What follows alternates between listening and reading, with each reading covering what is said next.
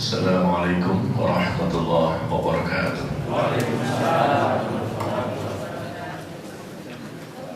Alhamdulillah, hamdan katsiran tayyiban mubarakan fihi kama yuhibbu rabbuna wa yarda.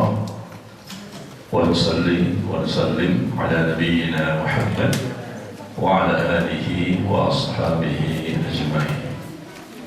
Ya ayyuhalladzina amanu taqullaha haqqa tuqatih wa la tamutunna illa wa antum muslimun, amma ba'd.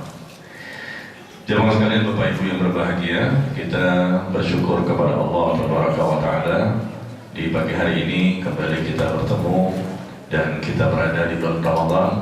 Alhamdulillah, kita sedang berpuasa semua kan ya? Alhamdulillah, puasa kita zahir dan batin.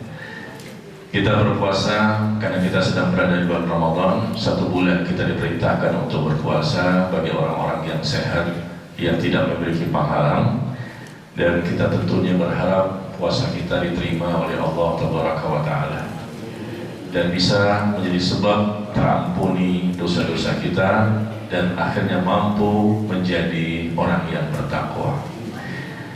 Dan pada hari ini biasanya kita membahas pembahasan hadis arba'in nih, hadis arba'in, tapi kita pending dulu sementara karena berkaitan dengan momen bulan Ramadan, maka kita bahas tema yang lain.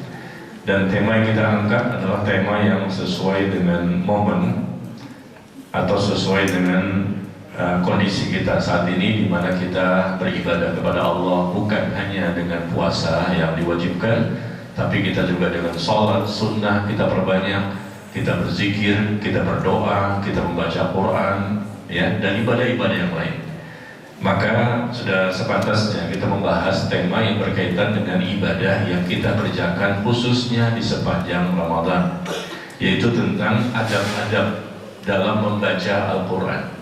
Adab-adab, ya, etika, adab bagaimana yang benar ketika kita membaca Al-Quran.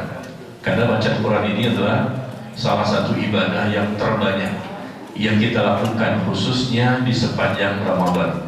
Aktivitas yang kita lakukan paling banyak itu sholat sunnah, sholat wajib pasti ya, sholat sunnahnya diperbanyak, membaca Quran dan bersedekah.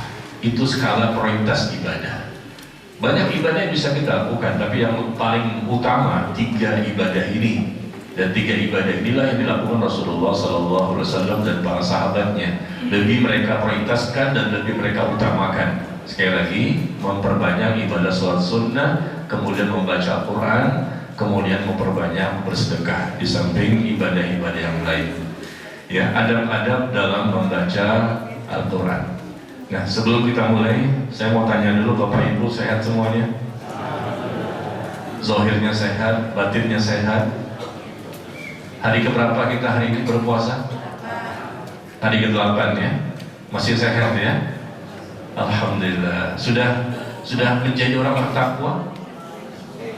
Di hari ke-8 ini sudah menjadi orang bertakwa, sudah sampai targetnya menjadi orang yang bertakwa ya. Alhamdulillah ya. Dan berapa kali Ibu Bapak menghantamkan Al-Quran sampai hari ke-8? 5?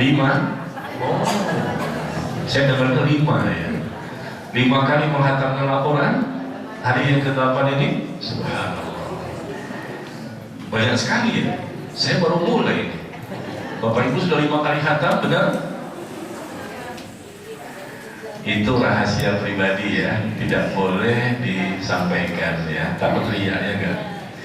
Baik, adab-adab dalam membaca Al-Quran ini banyak sekali. Saya kumpulkan sekitar 20 adab etika yang wajib diketahui oleh setiap muslim dan muslimah dimanapun mereka berada. Meskipun adab-adab ini ya, tidak semuanya wajib, ada juga yang sunnah, tetapi maksud saya hendaknya diketahui gitu loh, diketahui. Adapun dalam penerapannya nanti mau dilakukan silakan, tidak dilakukan juga ya rugi, karena ini dianjurkan. Tapi wajibnya maksud saya menuntut ilmunya wajib. Tapi untuk menerapkannya tentang adab-adab ini tidak semuanya berkaitan dengan hal yang wajib. Karena lebih banyak tentunya hal yang sunnah ya. Maka yang sunnah tentu juga kita kerjakan, kita upayakan, dan ini merupakan sesuatu yang sesuai dengan syariat dan sunnah Nabi Sallallahu Alaihi Wasallam. Jadi adab-adab dalam membaca Al-Quran ada 20. Dan bagusnya gimana? Apakah Bapak Ibu mencatat apa saya posting di Telegram?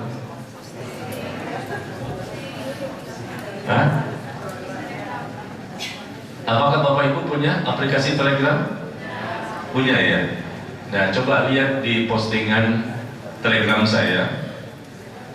Dan ini belum pernah saya bahas di tempat yang lain ya. Jadi ini perdana ini.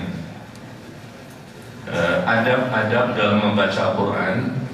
Tetapi postingan ini khusus untuk kajian di sini saja.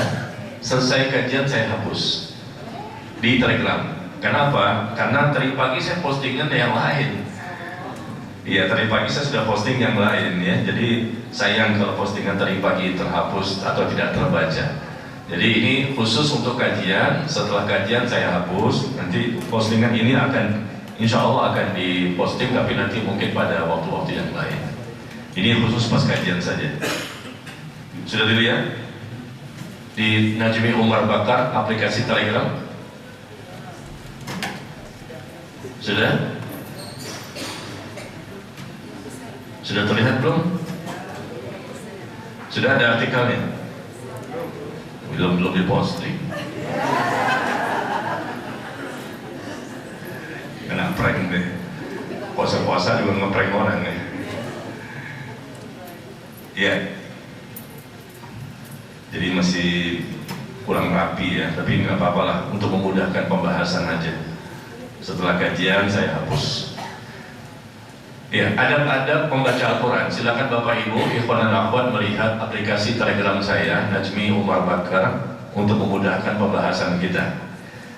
Ada 20 adab. Yang pertama, di antara adab-adab tilawah Al-Quran yang merupakan hal yang sangat dianjurkan dan hendaknya tidak boleh seorang muslim tidak mengetahuinya, hendaknya kita membaca Quran dengan cara seperti ini. Ya. Yang pertama, hendaknya membaca Al-Quran dengan niat yang ikhlas, mengharapkan ridho Allah, bukan berniat ingin cari dunia atau cari pujian.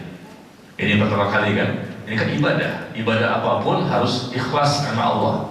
Ketika kita akan baca Quran harus ikhlas. Jangan ingin pamer-pamer, ingin disebut-sebut orang yang hebat, orang yang bisa menjadi juara satu musabaqah tilawatul Quran, ingin terkenal, ingin populer. Wah, itu bukan. Itu bukan yang menjadi tujuan kita. Kalau ada kata tujuannya seperti itu, Allah kan tahu isi hati seseorang ya, maka tidak ada pahala dan dia berdosa besar. Bahkan akan disidang nanti pada hari kiamat. Allah menanyakan tentang orang-orang yang membaca Quran ini, ternyata apa tujuanmu? Aku baca Quran ini karena engkau ya Allah. Kadzabta, kata Allah, engkau berbohong. Engkau baca Quran agar engkau disebut-sebut orang yang pintar, yang ahli dalam membaca Quran, agar terkenal semata. Untuk mendapatkan dunia, mendapatkan fulus, ya, mendapatkan kedudukan, jabatan dan lain-lain. Ini berdosa besar. Maka luruskan niat kita ketika membaca Al-Quran di mana saja, mau di masjid, di rumah, ya, atau tempat-tempat yang lain. Ikhlaskan niat kita karena membaca Al-Quran merupakan ibadah yang besar.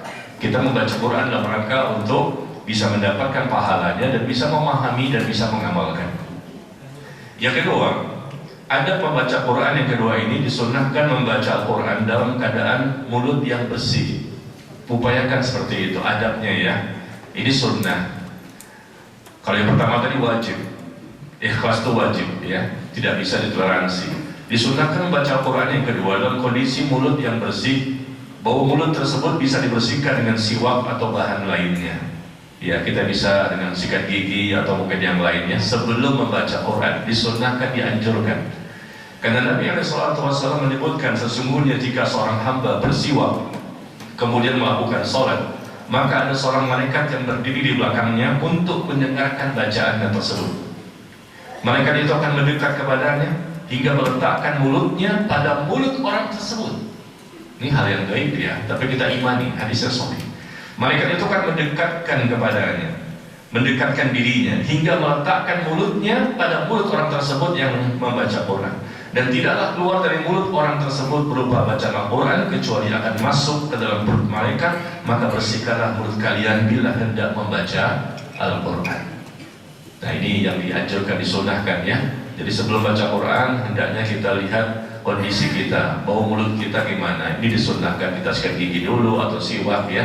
Apalagi ketika kita sedang berpuasa seperti ini, pastilah kondisi kita ada baunya di mulut kita ya. Sebaiknya kita lakukan cara-cara seperti ini sebelum membaca Al-Quran.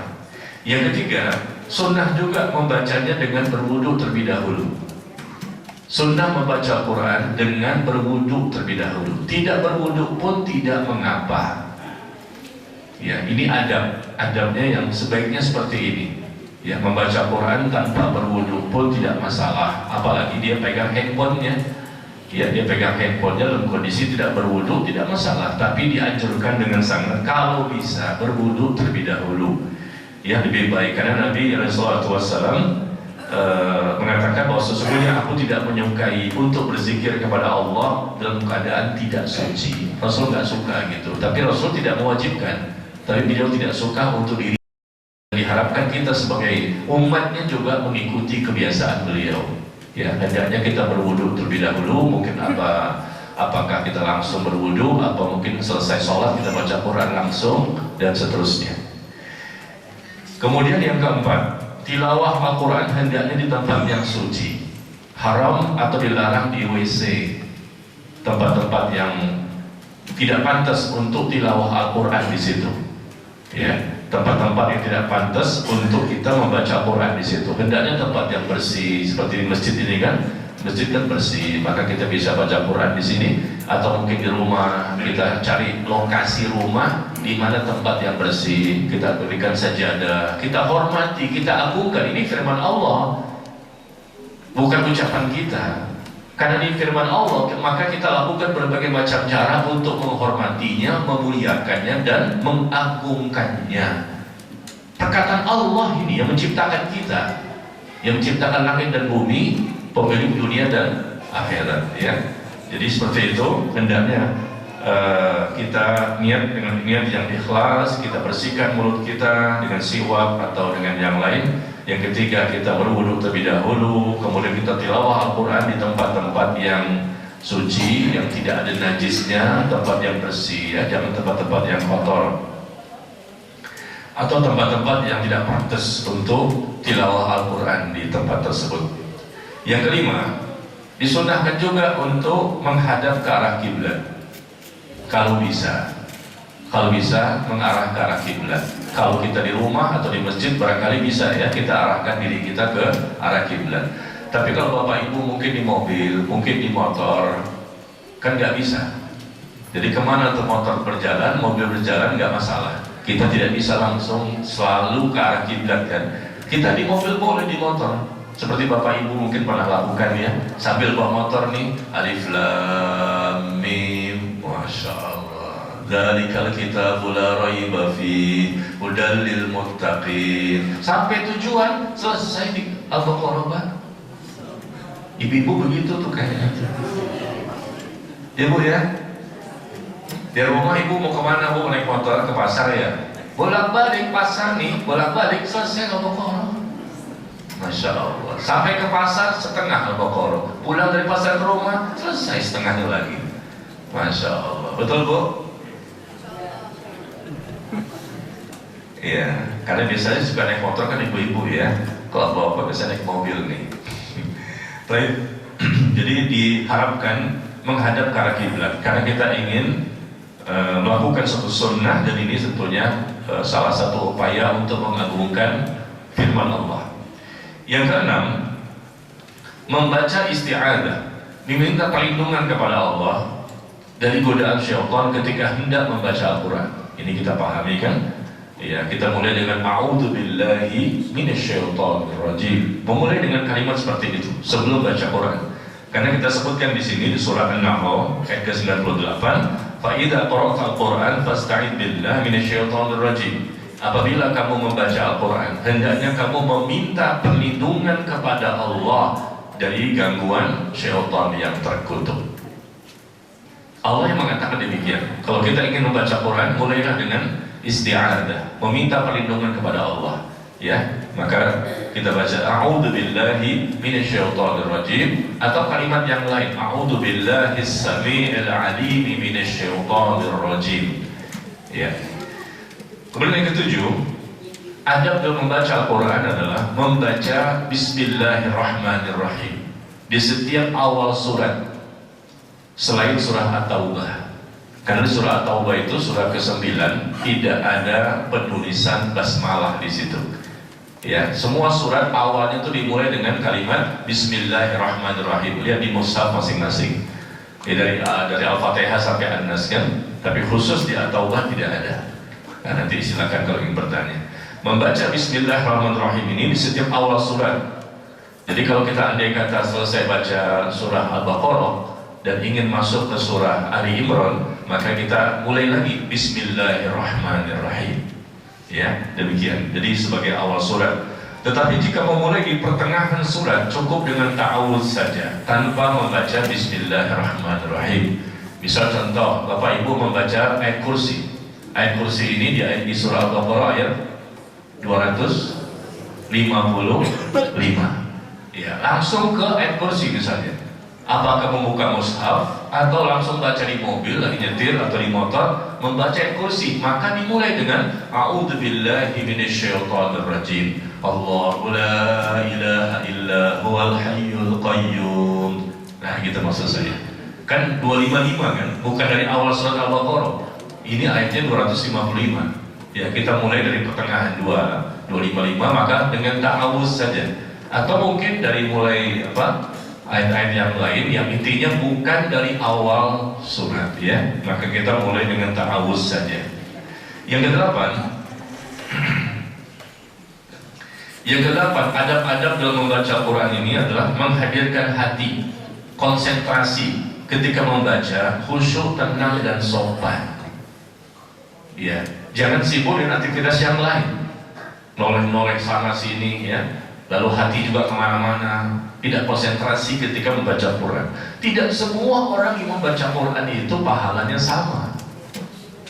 Meskipun sama-sama membaca Quran, sama-sama khatam membaca Al-Quran, meskipun seperti itu, tapi pahalanya beda. Bisa jadi kenapa? Karena adabnya ini yang berbeda. Ada yang melakukan adabnya, ada yang tidak melakukan adab-adab dalam membaca Al-Quran. Ini etika adab, karena kita sedang membaca atau akan membaca firman Allah. Allah yang kita agungkan, yang kita tinggikan, yang kita besarkan. Kita akan baca ini perkataannya Allah. Ya, demikian. Maka hadirkan hati kita, konsentrasi penuh ketika membacanya. Kita berusaha untuk khusyuk, tenang dan sopan. Ya, jangan dalam kondisi-kondisi seakan-akan orang yang acuh tak acuh gitu, tidak peduli kondisinya, sembarangan sambil ngobrol misalnya, sambil ngobrol baca juga sambil aktivitas yang lain. Nah, ini kurang pantas, ya. Maka ini harus diperhatikan.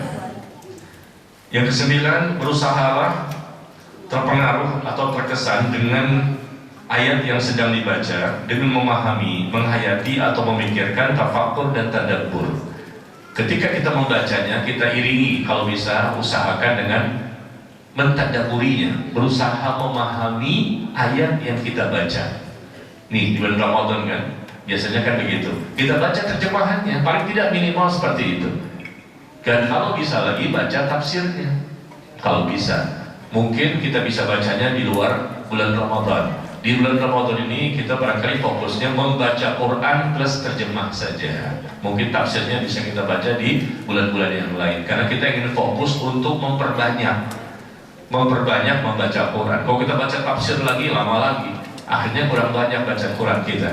Karena ini bulan Ramadan, bulan dimana kita ingin memperbanyak dan meningkatkan kualitas bacaan Al-Quran kita.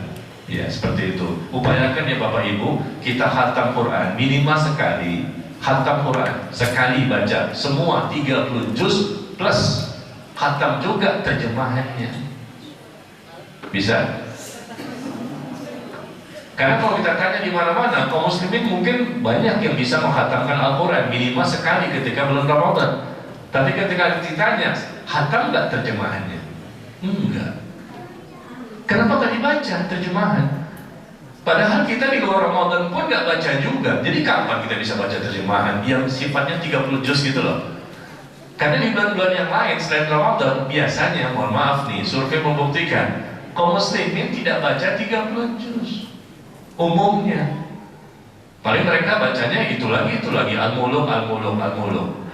Misalnya kan, memang sunat kan al-muluk itu dibaca setiap malam untuk terhindar dari siksa kubur, atau mungkin al-kahfi setiap malam Jumat. Ya fokusnya itu lagi. Tapi secara 30 juz, nggak semua kaum muslimin yang melakukannya di bulan-bulan yang lain. Sedangkan kita punya kewajiban kan untuk apa? Untuk memahami apa yang kita baca ini wajib untuk dipahami. Kita lihat di sini ayatnya ya. Afala yatadabbaruna al-Qur'an? Apakah mereka tidak memperhatikan Al-Qur'an? Allah memerintahkan kita untuk mentadaburi, memperhatikannya. Berarti kita harus mengetahui maknanya, artinya, bagaimana memahaminya.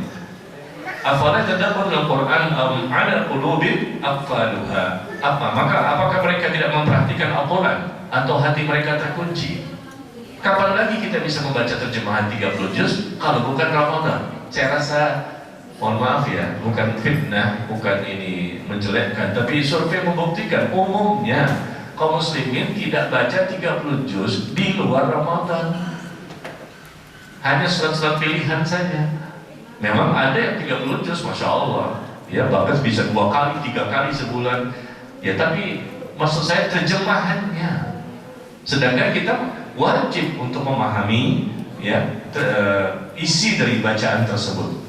Nah kita baca lagi ayat berikutnya. Kitabun anzalnahu ilaik mubarakun yadabbaru ayatihi wa yatadhakkaru ulul albab. Ini adalah sebuah kitab yang kami turunkan kepadamu penuh dengan keberkahan supaya mereka memperhatikan ayat-ayatnya. Tuh lihat, supaya mereka mentadaburi, memperhatikan, berusaha memahami ayat-ayatnya, dan supaya mendapat pelajaran orang-orang yang memiliki pikiran akal yang sehat.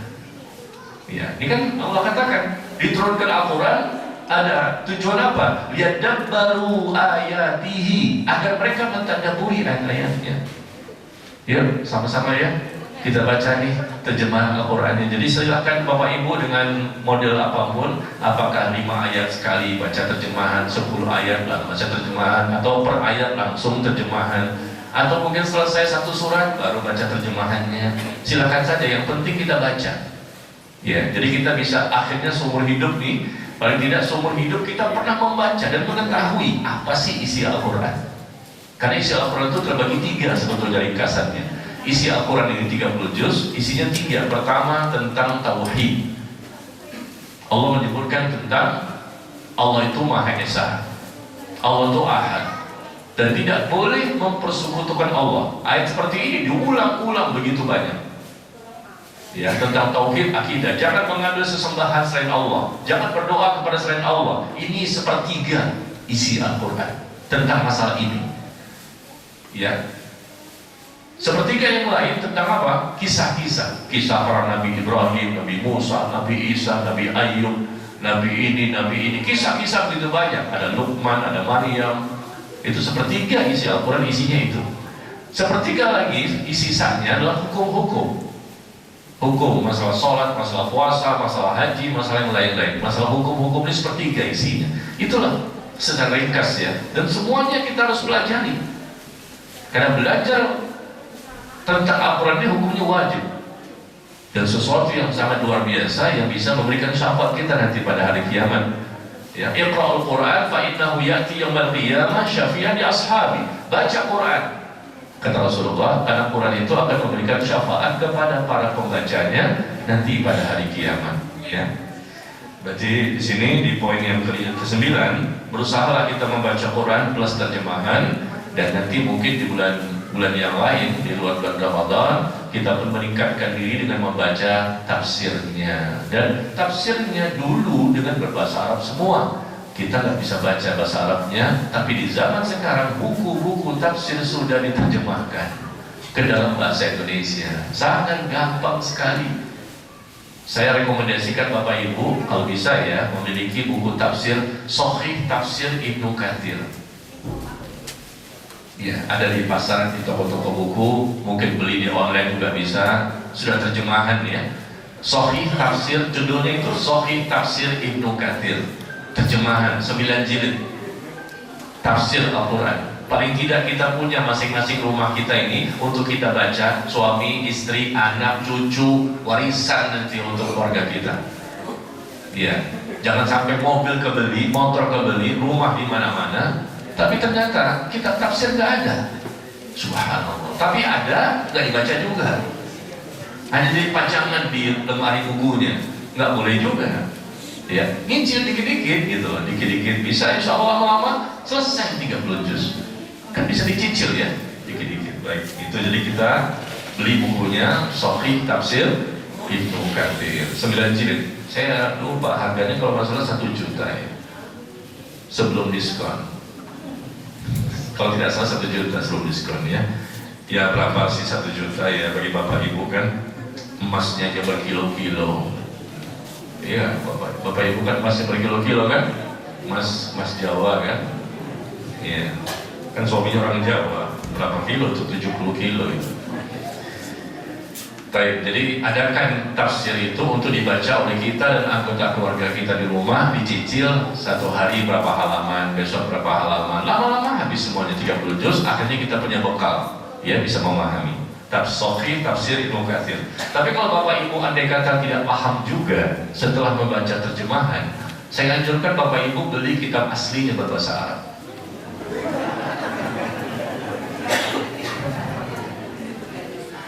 Ya, kalau bapak ibu nggak paham terjemahannya bahasa Indonesia, saya sarankan untuk lebih memudahkan gitu loh, maka beli buku yang berbahasa Arabnya, mungkin lebih mudah kali dibaca ya. Betul bapak ibu? Ini lagi puasanya, puasa serius banget ya, karena kondisi lapar dan haus ya. Baik, yang ke-10, hendaknya kita menangis saat membaca Al-Quran. Ini dianjurkan ya, kalau bisa seperti itu pada ayat-ayat yang memang sangat mengerikan, menakutkan, siksaan, hukuman ya, dan lain-lain. Dan Allah pun menyebutkan dalam Al-Quran bahwa ada kondisi-kondisi hamba di mana mereka menyungkur sujud di atas muka mereka sambil menangis dan mereka bertambah khusyuk.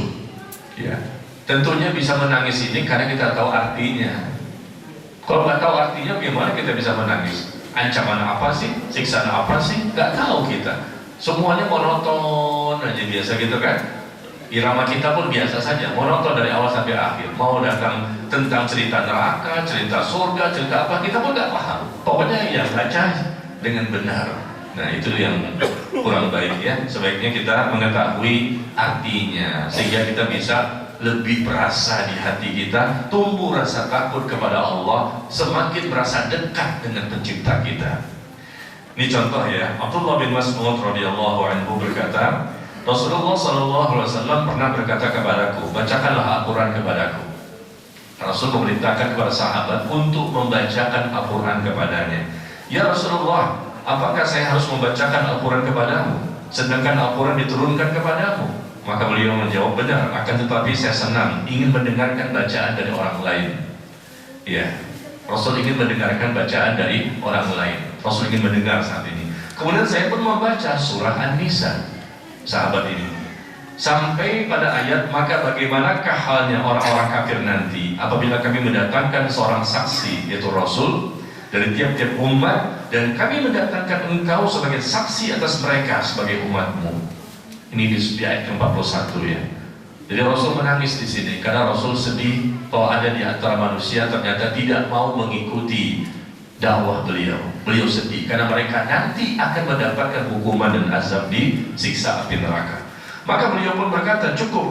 Maka tatkala saya melirik kepada beliau, beliau meneteskan air mata. Ya, ini kebiasaan orang-orang soleh dan solehah ya.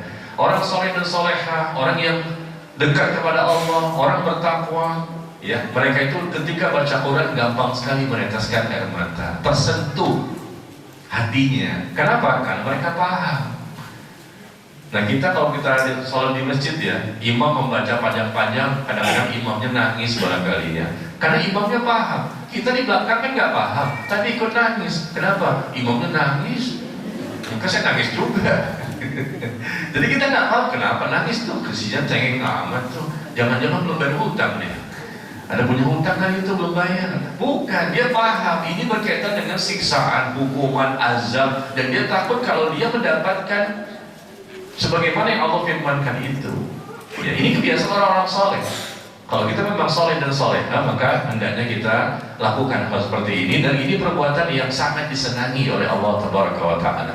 Mudah-mudahan dengan demikian akhirnya kita bisa bertambah khusyuk, bertambah tenang, ya, mendapatkan nikmatnya ibadah ketika membaca Quran dan tumbuh rasa takut kepada Allah. Ya. Jadi menangisnya bukan karena urusan-urusan dunia, ya. Ya, ternyata suami begini, akhirnya istrinya nangis. Ketika baca Quran nangis, nangisnya bukan karena Qurannya, karena memikirkan suaminya. Nah, itu beda, itu bukan yang dimaksud oleh kita. Ya, tapi betul-betul nangis karena isinya Al-Quran tersebut. Makanya baca terjemahan. Ini adab dalam membaca Al-Quran.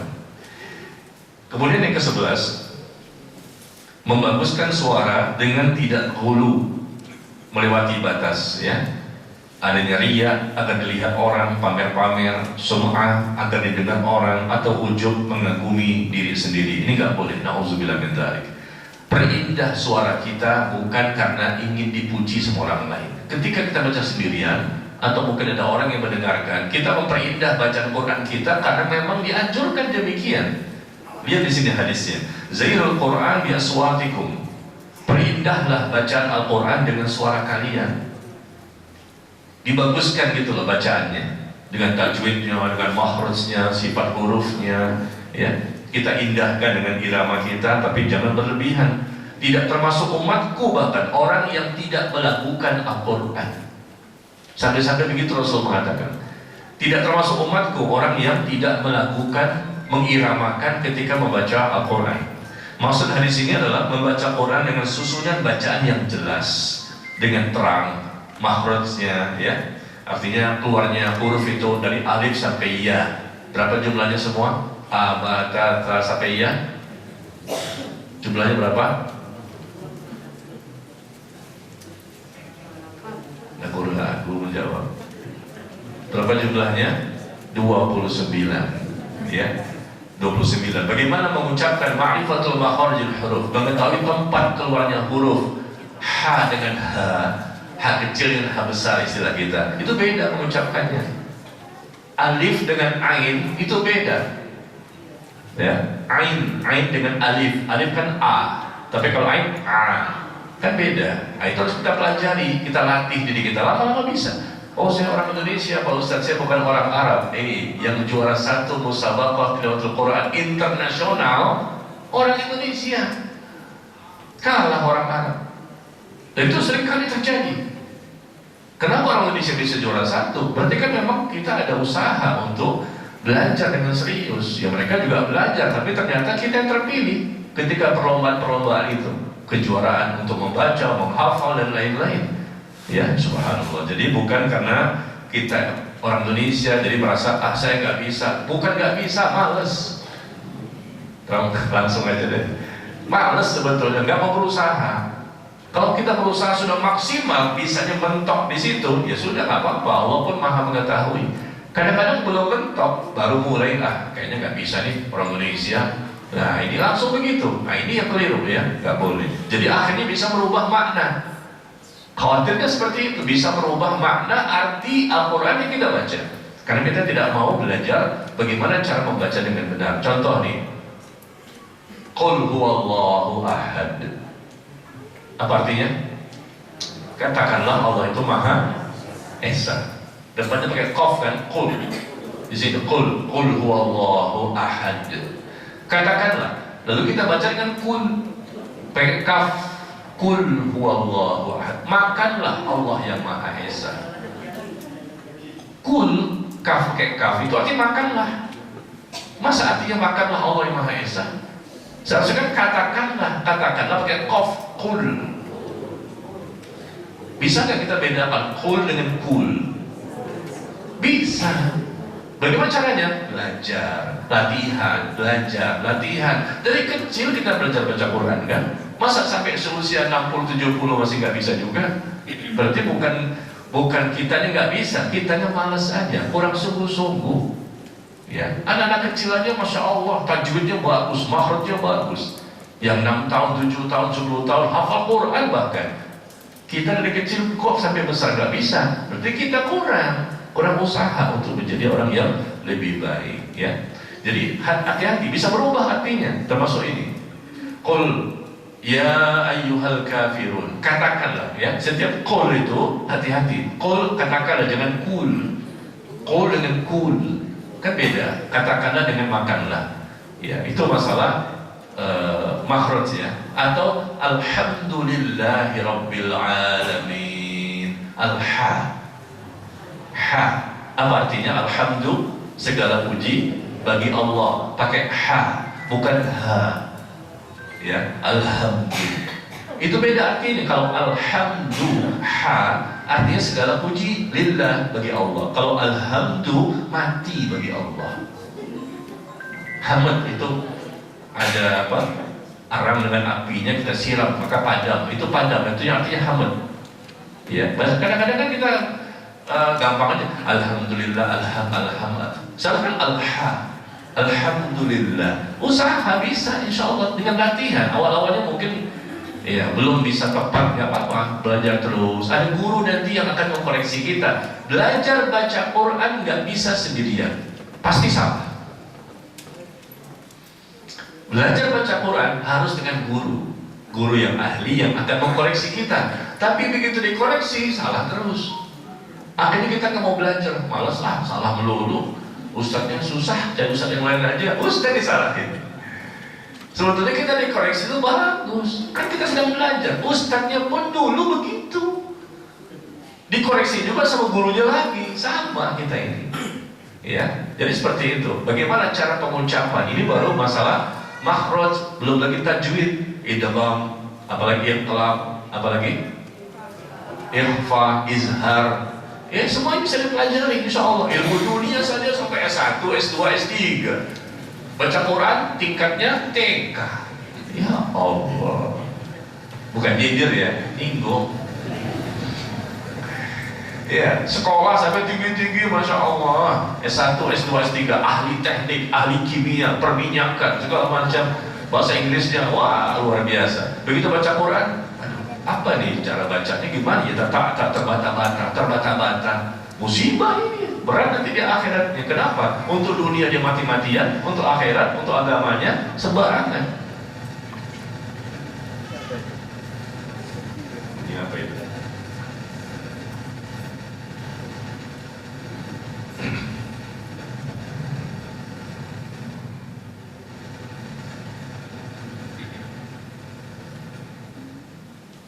Feedback dia, ya bagus, alhamdulillah. Memang kalau dipegang sama orang puasa itu ya, beda ya, langsung berubah ya, Ustaz Andi. Ya, jadi itu masalah makhraj ya, hati-hati. Alhamdulillah dan qul tadi itu baru dua contoh, masih ada contoh-contoh yang lain. Atau secara tajwid, panjang pendeknya bacaan. Coba lihat ini tulisannya. Jadi masalah makhraj huruf, tempat keluarnya huruf, hati-hati jangan sampai salah. Panjang pendek bacaan juga, jangan sampai keliru. Contohnya apa? Qul ya ayyuhal kafirun. Terus lahnya pendek atau panjang? Setelahnya pendek atau panjang lahnya? Ragu-ragu. Qul ya ayyuhal kafirun. Terus lahnya pendek apa panjang? Panjang. Di sini kita ngomongnya panjang, tapi ketika kita baca Quran kadang-kadang lupa atau pikir sama aja lah panjang pendek apa sih? Padahal bisa berubah arti. La a'budu ma ta'budun. Lahnya panjang, artinya aku tidak menyembah apa yang kalian sembah wahai orang kafir. Katakanlah, wahai orang-orang kafir, aku tidak menyembah. La itu menunjukkan tidak, aku tidak menyembah apa yang kalian sembah. Lalu kita kalau baca begini, Bu Bapak, dosa ini, apalagi imam, kita luruskan bacaan ini, mungkin dia lupa. Qul ya ayyuhal kafirun la a'budu ma langsung dia la a'budu ma ta'budun. Langsung la bukan la panjang. Artinya beda. ketika lanya panjang, aku tidak menyembah apa yang kalian sembah, wahai orang kafir. Tapi kalau lamnya pendek, lah aku sungguh menyembah. Lam takkid di situ. Aku sungguh menyembah apa yang kalian sembah. Waduh, ini kalau sengaja nih diucapkan kafir dia. Kan nggak boleh. Ya barangkali selama ini kaum muslimin baca begitu karena mungkin nggak sengaja ya, karena nggak tahu barangkali. Atau memang tidak mau tahu. Panjang pendek itu sama saja. Yang penting kan saya baca Quran, jangan radikal lah. Kita kasih tahu radikal. Jadi jangan keras-keras banget Pak Ustadz, ekstrim. Mungkin bukan masalah radikal ekstrim, keliru. Secara arti bahasa Indonesia nya jadi beda. Ya. Nah satu lagi contoh. Qul huwallahu ahad. Katakanlah Allah itu Maha Esa. Kemudian setelahnya Allahus Samad. Pakai dal kan? Us-Samad. Itu namanya qalqalah. Ya, qalqalah, baju di toko. Ada 5 huruf yang kalau huruf itu terakhir kita pantulkan. Baju di toko. Ba, jim, dal, to, qaf. Itu singkatannya baju di toko. Jadi kalau ini ada di akhir kalimat, qul a'udzu birabbil falaq. Nah, kan qaf tuh. Ya, seperti itu. Nah, kalau kita baca Allahus Samad, artinya apa? Allah tempat bergantung. Kalau kita baca tanpa qalqalah, tanpa kita pantulkan, artinya berbeda. Allahus Samad, berarti seakan-akan belakangnya ta. Allahus Samad, bukan dal lagi, ta jadinya. Allahus Samad artinya Allah diam. Somad itu artinya diam. Somad artinya tempat bergantung. Tuh. Barangkali selama ini kita baca, ngapain sih pantul-pantul begini kayak main pingpong aja, main pantul-pantul begitu, kol-kola kayak main pingpong. Bukan masalah itu. Ini masalah bisa merubah arti. Ini bahasa Arab bukan bahasa Indonesia. Ya, Allahus Samad, lam yalid wa lam yulad wa lam yakul lahu kufuwan ahad. Ya, kita pantulkan di situ. Ini baca Quran yang benar. Karena kalau tidak kita pantulkan, dikhawatirkan merubah arti. Contohnya tadi, Allahus Samad, Allah tempat bergantung, dan Allahus Samad. Allahus Samad seakan-akan belakangnya bukan dal lagi tapi ta. Nah, ya. Kemudian juga misalnya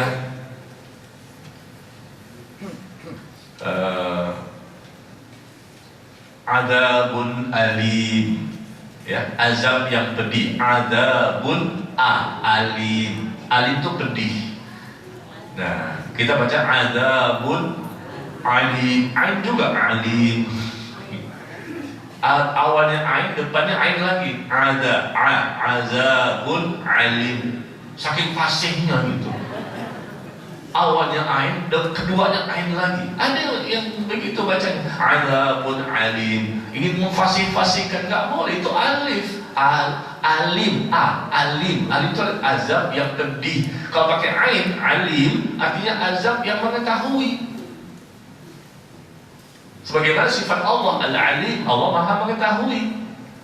Ya, kadang-kadang alif baca ain baca alif. Repot ya? Enggak, insya Allah mudah.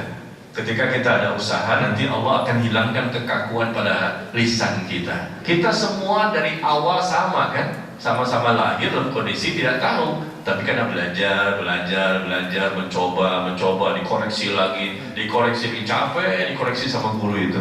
Akhirnya kadang-kadang kita, udahlah saya nggak mau belajar ini, males ini. Ya, tapi karena kita ingin bisa dengan izin Allah, akhirnya Allah jadikan kita mampu membaca dengan baik, ya. Terutama ketika masih kecil dulu. Tapi ketika sudah besar pun jangan merasa juga tidak bisa. Karena banyak juga bapak-bapak, ibu-ibu yang belajarnya ketika sudah besar. Mu'alaf lagi, mu'alaf, mana alif, mana ba dia nggak tahu.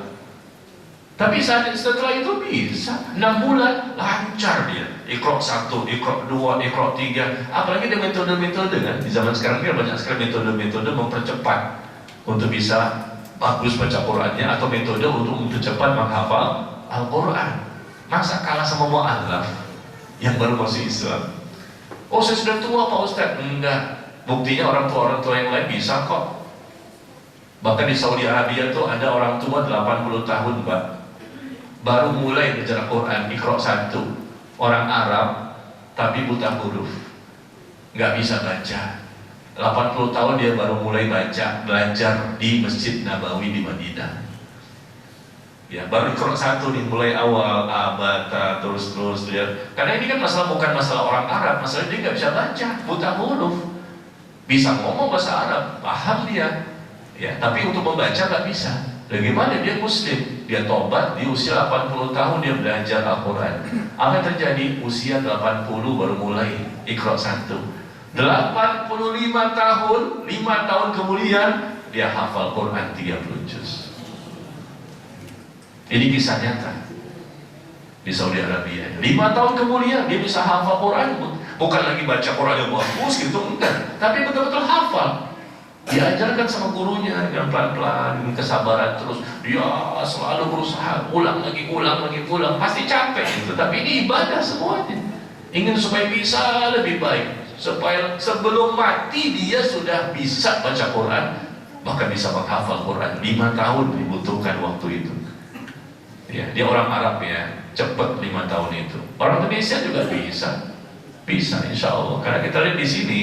Karena kita lihat langsung atau kita dengar langsung ya, banyak sekali orang-orang yang sampai 2 tahun selesai 30 juz menghafal Quran, 3 tahun selesai, 2 tahun selesai, ada yang setahun, ada yang 8 bulan. Saya ketemu orangnya 8 bulan selesai 30 juz dia hafal, mantep. Memang tidak bisa disamakan semua orang ya, tapi maksud saya ternyata ada gitu loh yang bisa secepat itu.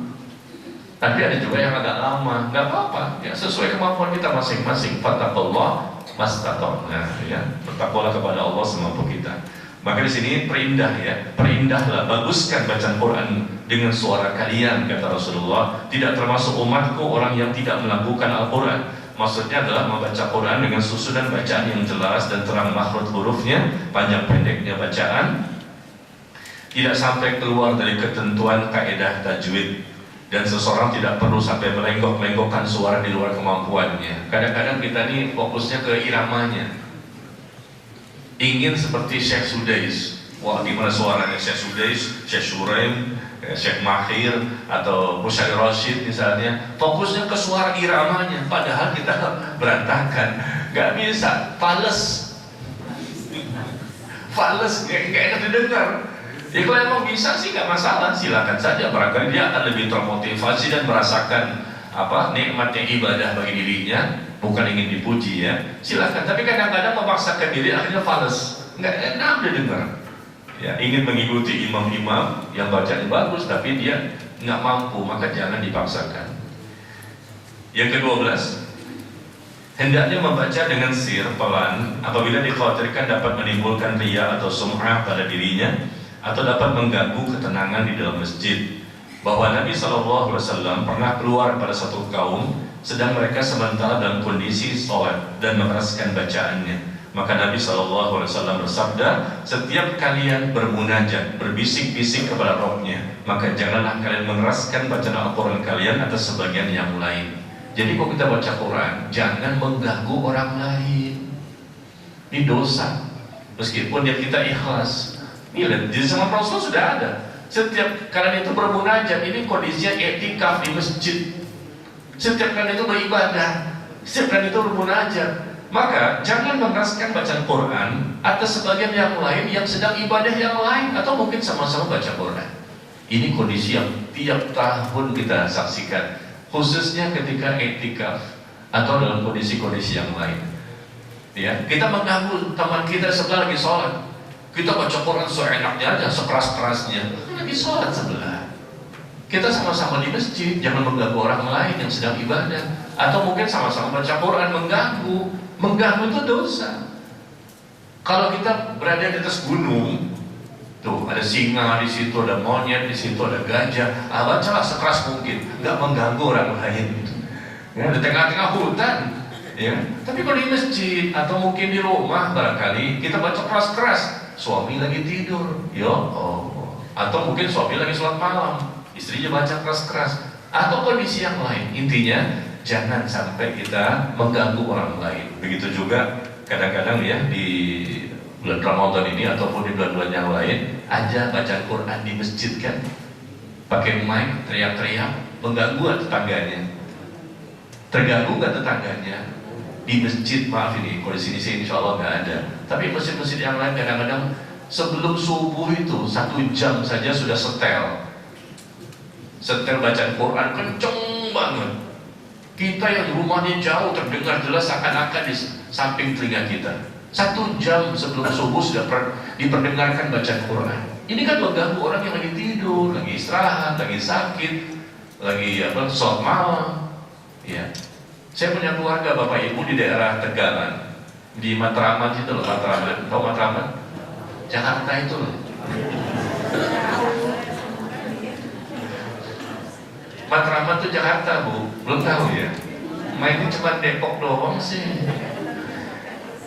Di Tegalan tuh depan apa? Depan Gramedia itu loh. Gramedia Matraman itu ada Tegalan bu, yang terusnya langsung ke apa? Kereta atau kereta ya. Nah di situ ada keluarga saya. Saya pernah berkunjung ke sana. Subhanallah, sampingnya pas ada masjid. Itu sebelum subuh, 1 jam sebelumnya sudah dibunyikan. Aduh dia nggak bisa tidur, selalu terganggu, atau mungkin sedang sholat malam. Dan ketika sore pun 1 jam sebelum maghrib, saya datang ke sana ngobrol nih, seperti seakan-akan kita sedang berada di padang pasir. Ngomongnya teriak-teriak, kenapa? Gak dengar. Corong toanya tuh ke rumah itu, mengganggu sekali ya Allah. 1 jam setiap hari, 1 jam sebelum maghrib. Kenapa diperdengarkan suara Quran itu? Kadang-kadang dia yang baca sendiri atau pakai mic. Wah dia boleh baca Quran. Kadang-kadang pakai kaset. Karena nggak boleh ganggu orang. Mau ibadah tapi jangan ganggu orang dong. Ya, jadi mau syiar juga jangan sampai ganggu orang. Ya, jadi dipulang nanti ke rumah bu, ibu jangan pakai mic ya. Corongnya terdes atap genteng, toanya ibu baca di rumah. Waduh, kadang-kadang ibu-ibu ini kan baca Qurannya teriak-teriak atau berselawat-selawat, nyanyi-nyanyi, teriak-teriak, berselawat. Kadang-kadang fals juga gak enak dengernya. Berselawat begitu, ingin berselawat tapi teriak-teriak. Mau selawat aja. Kenapa ganggu orang? Orang kan ada kepentingan, kita hidup bermasyarakat kan. Ya kalau di sini sih Tanjung Mas ya aman ya, insya Allah. Tapi coba kita keluar. Aduh, kita berhadapan dengan orang-orang yang kita kasih tahu galak pak. Aduh, galak banget ya. Tapi memang dakwah itu perlu perjuangan dan pengorbanan ya. Kita kasih tahu, dikasih tahunya kita ekstrim, radikal, ya keras. Kalau ini bukan masalah itu, masalahnya sesuai nggak dengan syariat. Orang kafir pun tahu kalau ganggu orang tuh nggak boleh. Saya pernah tinggal di Cibubur 6 tahun. Tahu Cibubur? Dekat sini loh Cibubur. 6 tahun saya pernah tinggal di Cibubur. Aduh, pindah saya langsung ke Depok. Gak kuat. Depan rumah saya ada masjid, dan masjid ini saya pikir wah enak kan, rumah dekat masjid. Gak tahu apa yang terjadi bapak ibu. Begitu 1 jam sebelum, saya kan gak paham. 1 jam sebelum maghrib, 1 jam sebelum subuh. Ngomong. Waduh gimana nih? Terus malam Idul Fitri beduk takbir sampai pagi dari ibadah Isya, Allahu Akbar, beduk sampai pagi. Bayangkan bagaimana kita bisa tidur? Depannya orang kafir, pindah dia. Saya juga muslim, pindah juga. 6 tahun bertahan untuk mendakwahi mereka. Alhamdulillah, tapi akhirnya nggak bisa juga, mental kita. Setiap lebaran, besoknya mau lebaran nih, udah pukul beduk takbir nih, anak-anak kecil main-main, teriak-teriak, sampai malam, sampai pagi, sampai subuh. Kok orang-orang tuh nggak bisa memperbaiki ya? Saya coba dakwahi, nggak boleh nih pak. Ya ini bukan masalah bid'ahnya, tapi kita masuk dari sisi mengganggu gitu loh. Pasti orang kafir pun tahu, semua orang tahu yang berakal sehat mengganggu ini. Gimana kita mau tidur? Besok kita mau khutbah Idul Fitri lagi. Akhirnya khutbah begini-begini nih kan. Ngantuk kan, terganggu nggak total gitu tidurnya. Subhanallah. Sampai sekarang masih itu. Ya, baca takbir anak-anak kecil dibiarkan sama DKM-nya dan masyarakatnya mendiamkan. Ada yang nggak setuju, nggak dianggap. Kalau Anda nggak mau, Anda pindah. Ya sudah, saya pindah. Mau nggak mau ya, subhanallah. Ya begitulah kondisinya orang-orang yang ingin beragama, ingin dapat pahala, tapi tanpa ilmu, hanya sekedar perasaan, sekedar semangat ya.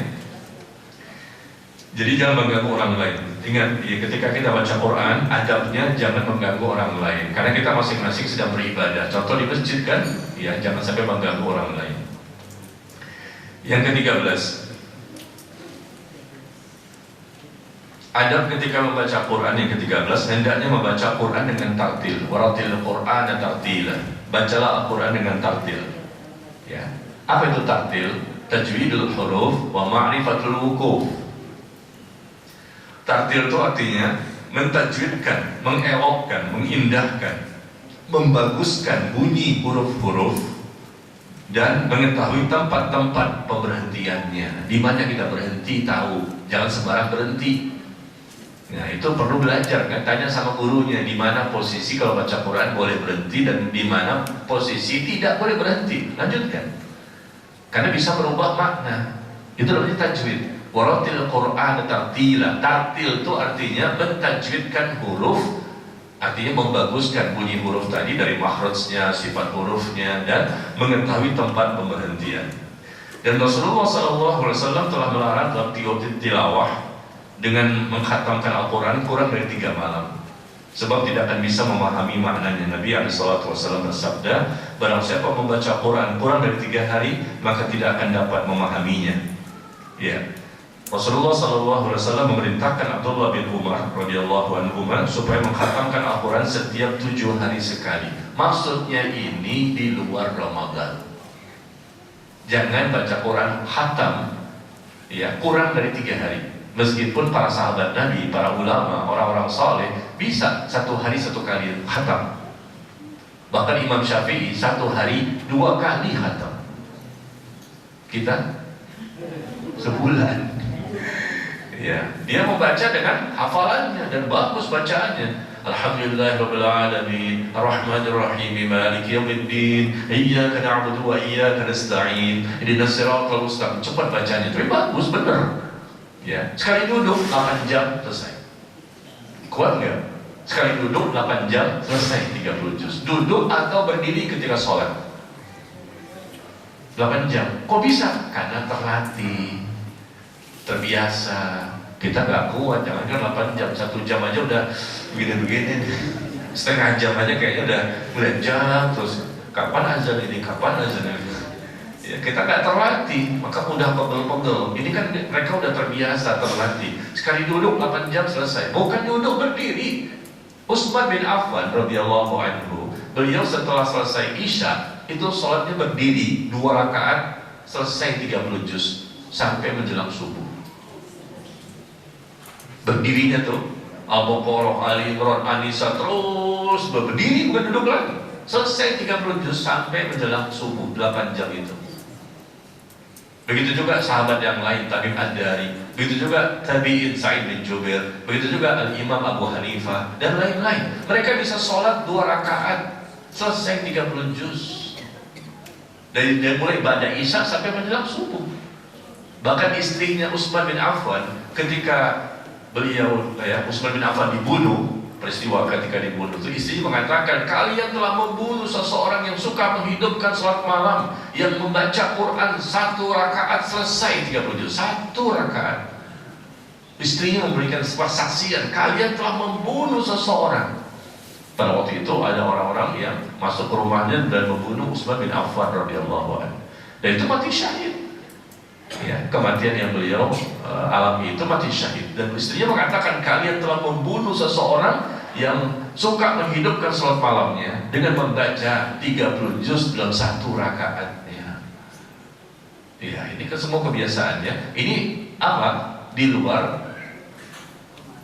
luar Ramadan hendaknya jangan seperti itu. Ya, karena Rasul mengatakan jangan mengkhatamkan kurang dari 3 hari. Khawatirnya kamu tidak bisa memahami apa yang kamu baca. Tapi khusus ketika Ramadan boleh untuk memperbanyak ini, ya. Artinya kita kalau seandainya nih, andai kata, dan itu dilakukan oleh para sahabat, para tabi'in dan ulama-ulama setelahnya. Bagaimana bacaan Al-Quran salafus saleh? Andai kata 2 hari sekali khatam boleh, khusus Ramadan. 1 hari sekali seperti Imam Syafi'i tadi kan, 1 hari 2 kali bahkan. Ada 3 hari sekali seperti Qatadah. Qatadah itu seorang tabi'in, ya, rahimahullah. Beliau di luar Ramadan 7 hari sekali khatam. Mayoritas para salaf terdahulu mereka mengkhatamkan Al-Quran setiap 7 hari sekali, seminggu sekali, seminggu sekali, seminggu sekali. Begitu juga Imam Ahmad bin Hanbal. Ya, para ulama rata-rata 7 hari sekali di luar Ramadan. Tapi begitu masuk Ramadan seperti Qatadah misalnya, beliau khatam Quran setiap 3 hari sekali, 3 hari sekali. Tapi begitu masuk 10 hari terakhir, beliau mengkhatamkannya 1 hari 1 kali.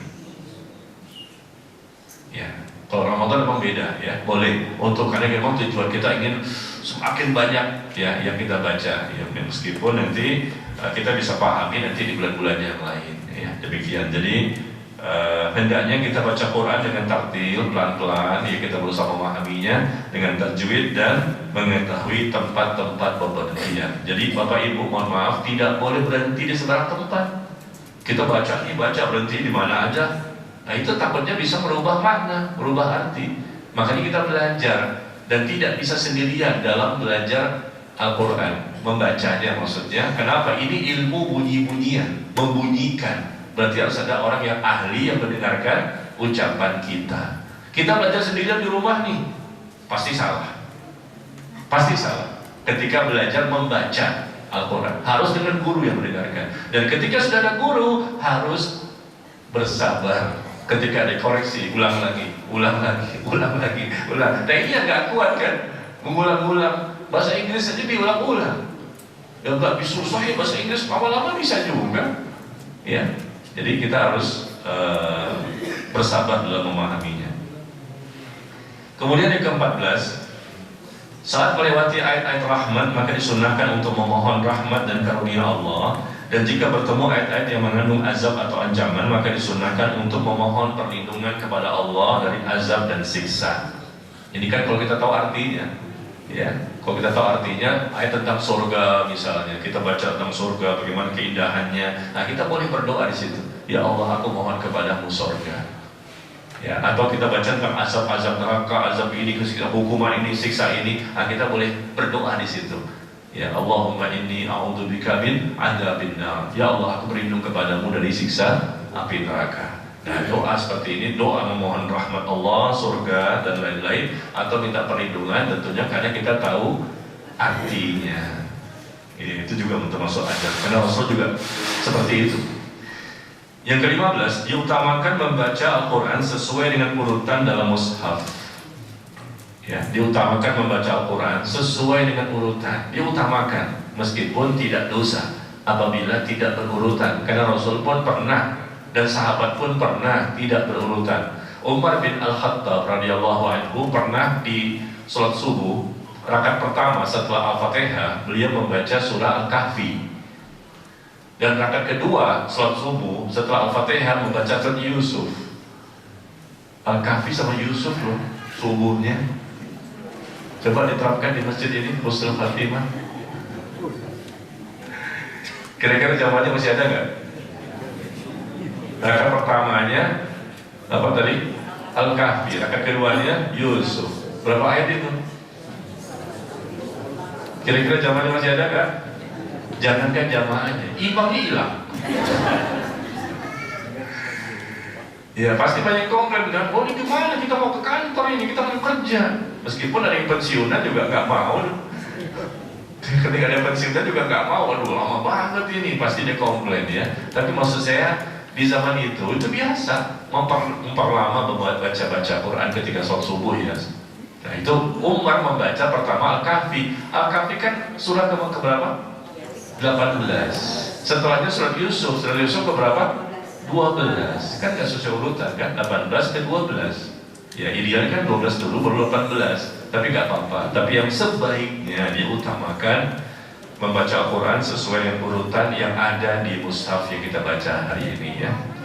Karena Rasul pun pernah dari Al-Baqarah beliau langsung ke An-Nisa, An-Nisa langsung ke Ali Imran. Nah, kan dia sesuai urutan, gak masalah ya, karena Rasul juga pernah. Tapi yang terbaik ya insya Allah mulai Al-Baqarah, Ali Imran, kemudian An-Nisa, Al-Maidah kan, dan seterusnya sebagaimana selama ini ibu baca begitu kan? Ketika sholatnya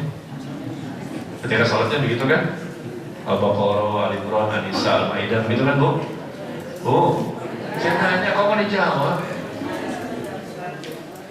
Bilang dong benar Pak Ustaz, bahkan lebih dari itu. Oh, Masya Allah. Ya, yang ke-16, hendaknya sujud ketika membaca ayat-ayat yang mengisyaratkan sujud tilawah. Kita tahu kan ketika baca Quran itu ada tanda sajadah di situ, ya, ada gambar-gambar sajadah. Itu disunahkan untuk sujud tilawah. Dan pada waktu itu kita langsung sujud ya, ketika sedang sholat maupun di luar sholat. Kita bangun dari sujud tanpa takbir. Maksudnya ini kalau di luar sholat ya, di luar sholat kita turun ketika itu kita bertakbir, kemudian bangunnya tanpa takbir dan tanpa salam. Dan kita baca seperti ini, sajadah wajhi ya, dan seterusnya. Silakan, ada 15 ayat yang disunahkan sujud ketika membacanya. Sujud tilawah namanya, disunahkan untuk sujud ketika membaca ayat-ayat tertentu. Ketika sedang sholat juga sama, ibu-ibu bapak sedang sholat ya, mungkin nanti bertemu dengan ayat-ayat ini. Saya sebutkan sini ada 15 tempat ya.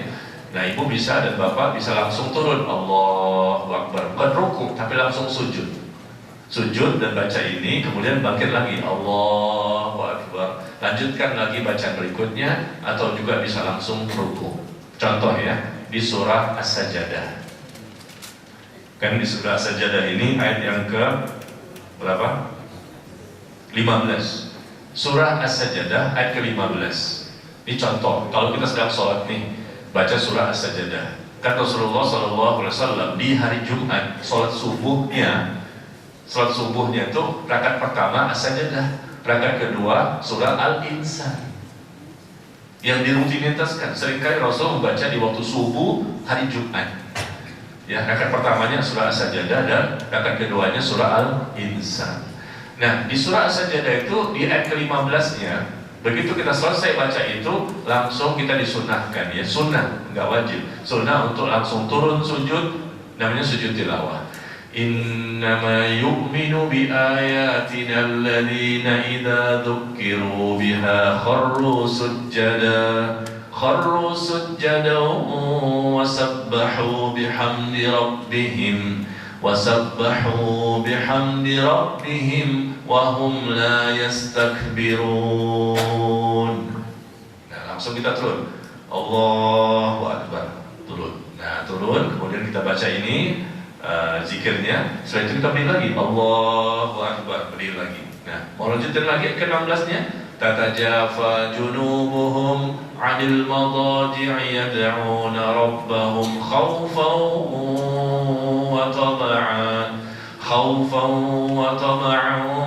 wa mimma razaqnahum yunfiqun ya, dan seterusnya. Tapi kalau kita bangun tadi langsung merukuk saja, sudah takbir lagi, Allahu Akbar, langsung rukuk. Berarti pas 15 saja. Begitu ya. Ibu-ibu bapak pernah mengamalkannya? Hah? Gitu ya. Sajadah ya. Alhamdulillah. Ya, ini terserah pilihan, kan banyak, 15 ayat di sini. Wasjud waqtarib. Nah, kan al-alaq kan pendek tuh, akhirnya tuh di ayat terakhir, wasjud waqtarib. Nah, silakan Allahu Akbar, langsung sujud. Nanti setelah berdiri lagi. Cuma kalau bisa dikasih tahu ke jamaahnya, si imam tadi. Takutnya nanti jamaah merasa, loh, kok imam sujud nggak ruku? Wah, nggak sah salatnya nih. Subhanallah, subhanallah. Si makmum nggak tahu subhanallah. Karena si imam nggak kasih tahu, Pak, Ibu, nanti kita baca ayat yang mengandung ayat sajadah. Kita disunahkan sujud ya. Nanti begitu saya panjang takbirnya, maka kita langsung sujud. Kasih tahu dulu. Takutnya mereka nggak tahu gitu loh.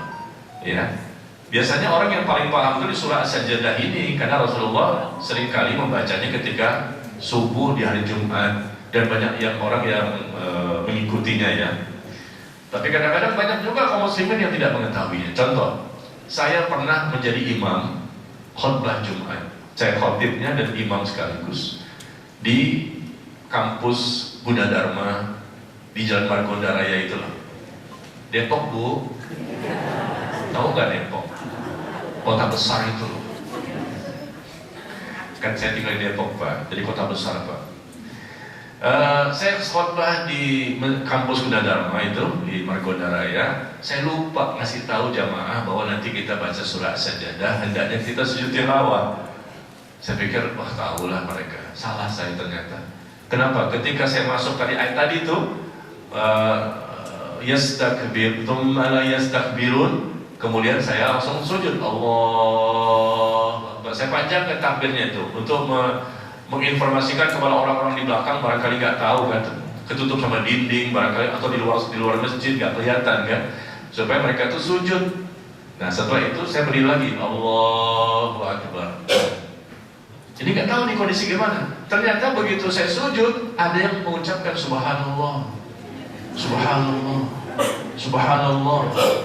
Karena dipikir imam lagi salah, ini kan saya rukuk kan, bukan sujud, menyalahi. Itu yang pertama. Yang kedua lebih aneh lagi Bapak Ibu, ini pengalaman pribadi ya. Selesai sholat, saya bertemu dengan satpam. Satpam bukan kampus, tapi satpam di luar. Kadang-kadang bukan satpam sih, tukang parkir gitu loh. Tukang parkir yang liar gitu ya, tukang parkir di luar kampus gitu kan banyak. Saya ketemu dia, tadi sholat di masjid nggak? Iya Pak Ustadz salah tadi itu. Maka terus gimana? Saya batalin sholat saya pulang. Pak Ustadz salah tadi bacaannya tuh, gimana sih? Pak Ustadz salah itu, batal. Kita kan harus rukuk itu kan rukun sholat. Masya Allah Ustadz diceramahin. Iya, kan kita rukuk Pak Ustadz, bukan sujud. Jadi ketika dia lihat saya itu salah, dan dia pun sholatnya di halaman masjid, kan jauh dari, bukan di masjid, di luar sudah, karena dia sholatnya kan dia udah gak muat, masjidnya penuh ya. Di luar dia, wah salah. Terus saya pulang aja. Bapak pulang? Iya. Ya kok saya batalin aja sholat nggak sah ini. Saya katakan tadi saya sujud tilawah Pak. Apaan itu sujud tilawah? Dan dia nggak paham. Dia nggak paham ada sujud tilawah. Dia pikir kan ada berdiri kan rukuk urutannya. Kalau langsung sujud. Nah ini kesalahan saya memang, karena pada waktu itu saya tidak kasih tahu dulu. Ini pengalaman pribadi pertama dan terakhir. Insya Allah saya nggak akan mau lagi seperti itu.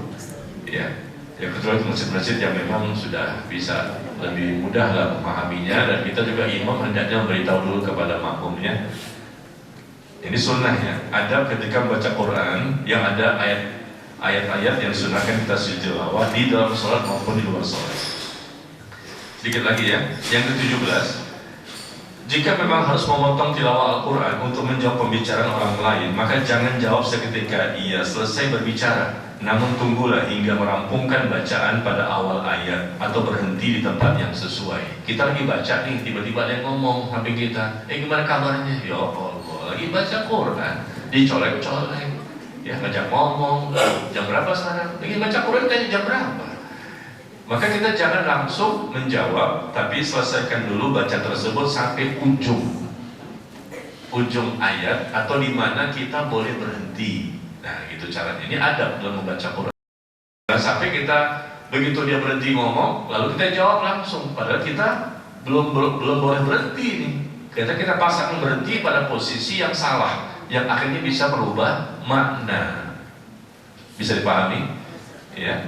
Dan orang yang tadi ngajak ngomong harus sabar menunggu kita menyelesaikan sampai ujung ayat yang kita baca, atau mungkin pada tempat yang dibolehkan tidak berhenti.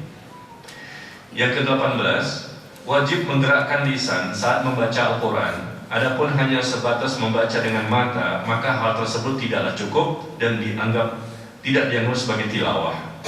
Kita baca di sini ya, para ulama seperti Syekh bin Baz rahimahullah, seorang yang membaca Al-Quran dalam hati tanpa menggerakkan bibir tidaklah dianggap sebagai qari, pembaca Quran, dan ia tidak memperoleh pahala qiraah dari bacaannya kecuali jika ia melafalkan bacaan Al-Quran itu dengan lisan. sekalipun tidak terdengar oleh orang di sebelahnya. Hal itu berdasarkan kepada sabda Nabi SAW, bacalah oleh kalian Al-Quran, karena kelak yang akan datang pada hari kiamat sebagai syafaat bagi orang yang membacanya. Iya, banyak ini kita saksikan, orang baca Quran nggak keluar suaranya, bahkan diam aja, langsung takbir Allahu Akbar, bahkan takbirnya pun nggak ada ucapan.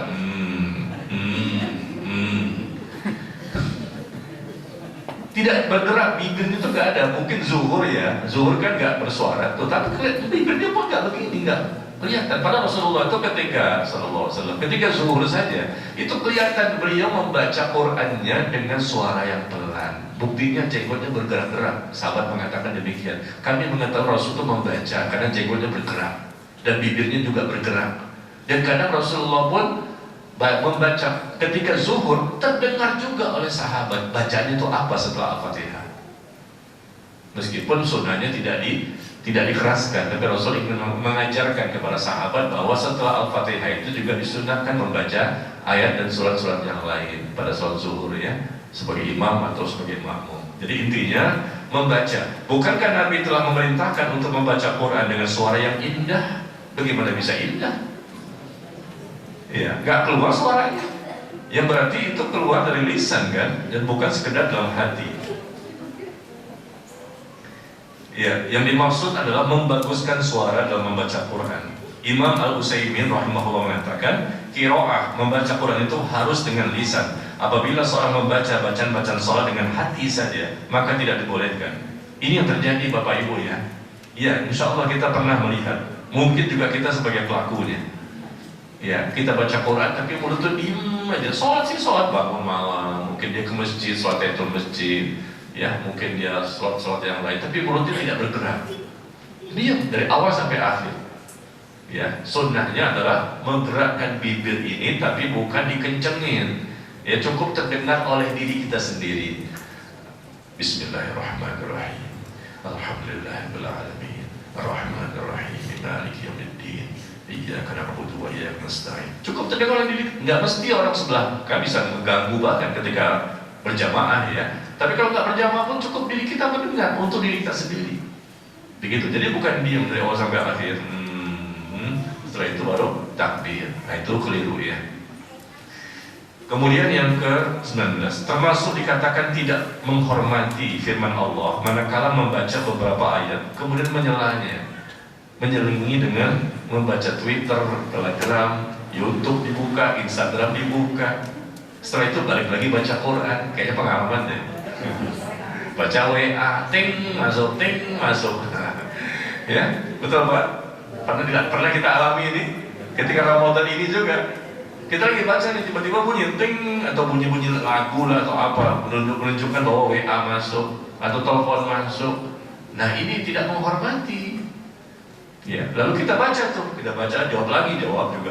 Terus gimana? Jawab lagi. Habis itu selesai, baru kita lanjutkan lagi. Jangan. Makanya suara itu di silent. Ketika baca Quran, suara itu di silent, suara HP itu, sehingga ada yang masuk WA kita nggak dengar, karena kita fokuskan mata kita, hati kita fokus untuk membaca dan memahami. Jangan kita beraktivitas dengan hal yang lain. Ini adab baca Quran. Ini banyak sekali. Dia diselingi dengan membaca WA, diselingi dengan telepon, terima telepon, diselingi dengan buka-buka Instagram, buka YouTube. Nah ini nggak boleh, tidak menghormati Al-Quran. Nggak bisa kita konsentrasi penuh berarti di sini. Ya. Yang terakhir, yang ke-20, membaca kalimat zikir dan doa ketika selesai dari membaca Quran. Nah ini nih yang sensitif ini. Ya, ucapan sadaqallahul azim setiap kali selesai dari membaca Quran adalah ucapan yang tidak ada tuntunannya, dalil dan keterangannya. Ya, karena Nabi SAW, para sahabat dan seterusnya tidak pernah mengamalkannya, padahal mereka itu banyak dalam membaca Al-Quran. Rasulullah SAW bersabda, barang siapa yang membuat sesuatu yang baru dalam urusan agama kami yang tidak terdapat tuntunan padanya, maka dia tertolak. kaum muslimin saat ini justru banyak yang telah meninggalkan salah satu tuntunan dari Nabi SAW ketika mereka selesai dari membaca Al-Quran.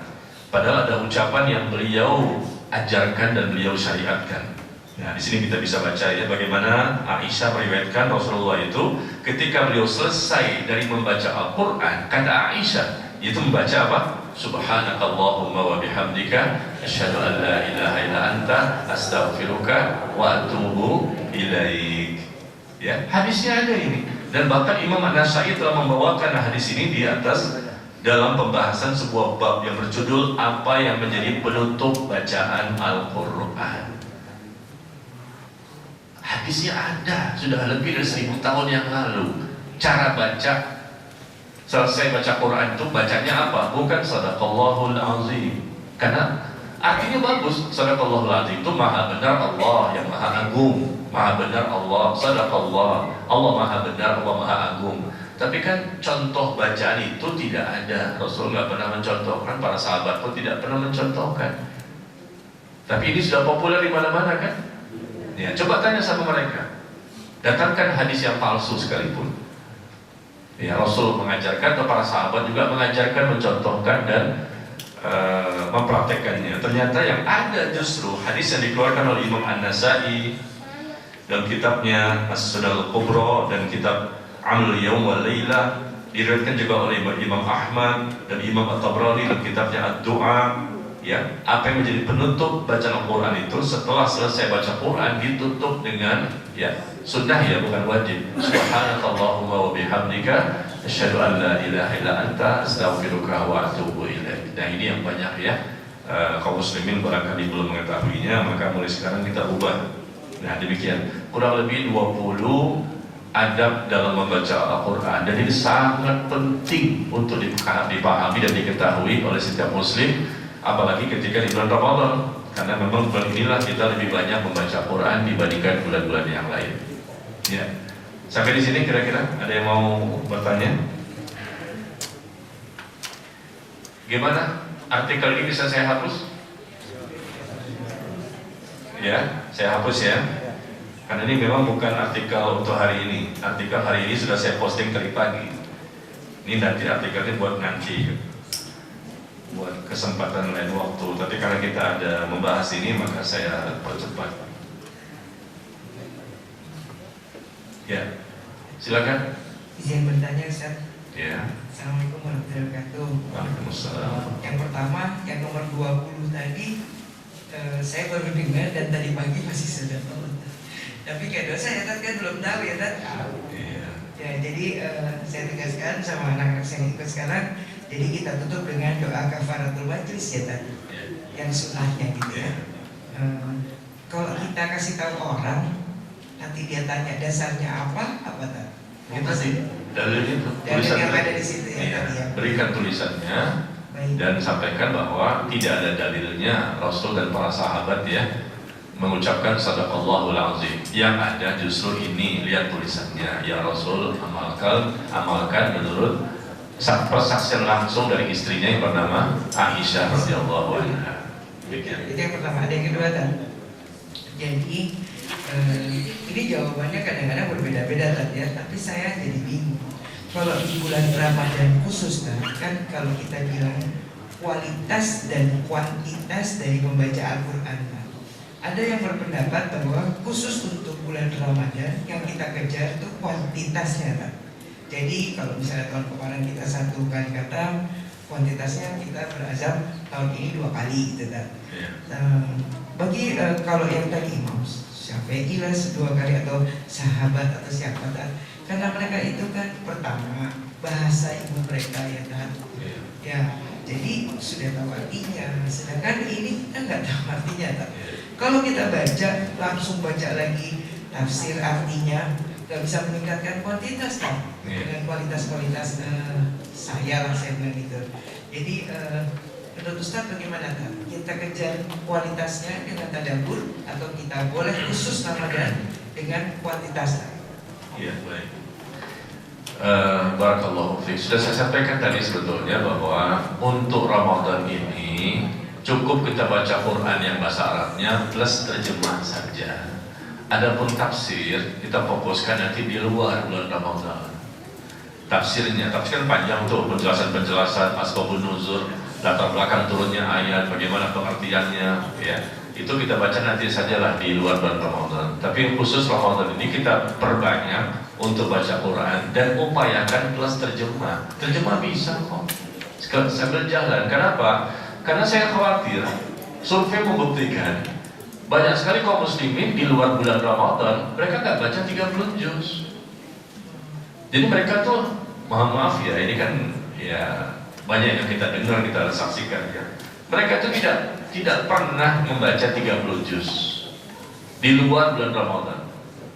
Ada tentunya orang-orang yang hebat-hebat ada, tapi sangat sedikit gitu loh dibandingkan secara umum global kaum muslimin yang ada. Umumnya mereka tidak baca 30 juz. Hatam lagi di luar bulan Ramadan ya, umumnya begitu. Nah, kalau kita nggak baca terjemahannya pas di Ramadan ini, kapan lagi kita bisa mengetahui dan memahami isi Al-Quran? Para ulama kan nggak mesti baca terjemahan seperti Imam Syafi'i, mereka orang Arab dan mereka ahli bahasa Arab. Para imam ulama nggak perlu baca terjemahannya lagi, mereka tinggal memperbanyak bacaan Quran saja tanpa baca terjemahan ataupun tafsir, udah paham semua. Tapi kalau kita levelnya kan bukan imam, bukan ulama, ya bukan sahabat Rasul ya, maka karena di luar Ramadan pun kita juga barangkali tidak baca Quran 30 juz. Dan kapan lagi? Paling tidak seumur hidup sekali kita pernah membaca terjemahannya. Karena ini wajib hukumnya. Nah, manfaatkanlah mumpung pas Ramadan ini kita bisa selesai 30 juz. Nah, upayakan juga bisa sekaligus membaca terjemahannya. Kayak gitu Bu ya. Hanya terjemahan saja, bukan tafsir, insya Allah bisa kita baca. Tidak baca terjemahannya juga tidak bisa kan ada kita ngejar jumlah, maksudnya untuk mengejar jumlah kata enggak? Kalau kita memang membaca terjemahannya di luar Ramadan, kita udah terbiasa baca Quran 30 juz dan kita pun baca terjemahannya di luar Ramadan, maka pas Ramadan kita baca yang Arabnya saja nggak masalah tanpa terjemahan. Karena memang di luar itu pun kita baca terjemahan gitu. Tapi yang saya tahu umumnya ya ibu yang baca yang lain. Ibu kan beda, solehah, hafizah, beda. Lagi puasa mulai orang nih, minta maaf ya Bu ya. Iya. Jadi kalau kita kan melihat levelnya kan ada lebih banyak gitu loh kaum muslimin yang di luar Ramadan mereka nggak baca juga terjemahan. Nah ini, tapi kalau emang kita di luar Ramadan baca terjemahan semuanya 30 juz, pas Ramadan yang Arabnya saja, ya sudah nggak apa-apa, kita percepatlah. Tapi kalau di luar Ramadan nggak baca, maka kapan lagi untuk dibaca 30 juz? Kan itu wajib hukumnya untuk pernah membaca terjemahannya. Ya, mungkin ini momen yang tepat lah, mungkin pas Ramadan karena kita memang pas bacanya 30 juz, kita manfaatkan untuk membaca terjemahan sekaligus. Bagi mereka yang di luar Ramadan memang tidak bisa membacanya.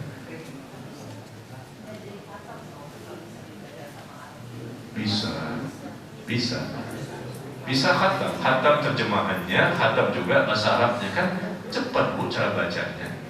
Ya. Bisa, insya Allah 10 ayat baca terjemahannya, oke. 10 ayat baca lagi terjemahannya, bisa. Itu enggak menjadikan kita itu, wah enggak khatam saya. Oh enggak, insya Allah khatam. Dan masalahnya udah banyak yang mempraktekkan, bisa kok. Ini kan bukan teori kan.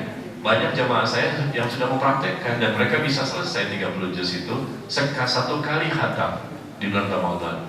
Jadi silakanlah dengan metode sendiri, apakah satu ayat langsung terjemahan, atau mungkin 10 ayat, 5 ayat, mungkin setiap 20 ayat, atau langsung satu surat saya itu baca terjemahan. Kan nggak lama ya, sebentar gitu kita baca, kita pahami, oh ini artinya.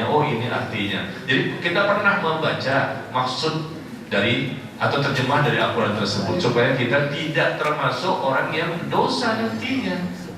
Kenapa? Karena tujuan Al-Quran diturunkan untuk dipahami, bukan sekedar dibaca. Nah, kapan kita bisa memahaminya? Kalau kita baca terjemahan, gitu ya. Jadi insya Allah bisa keburu baca lafaz Arabnya dan terjemahan sekaligus. Ya, wallahu a'lam bishawab. Silakan yang lain.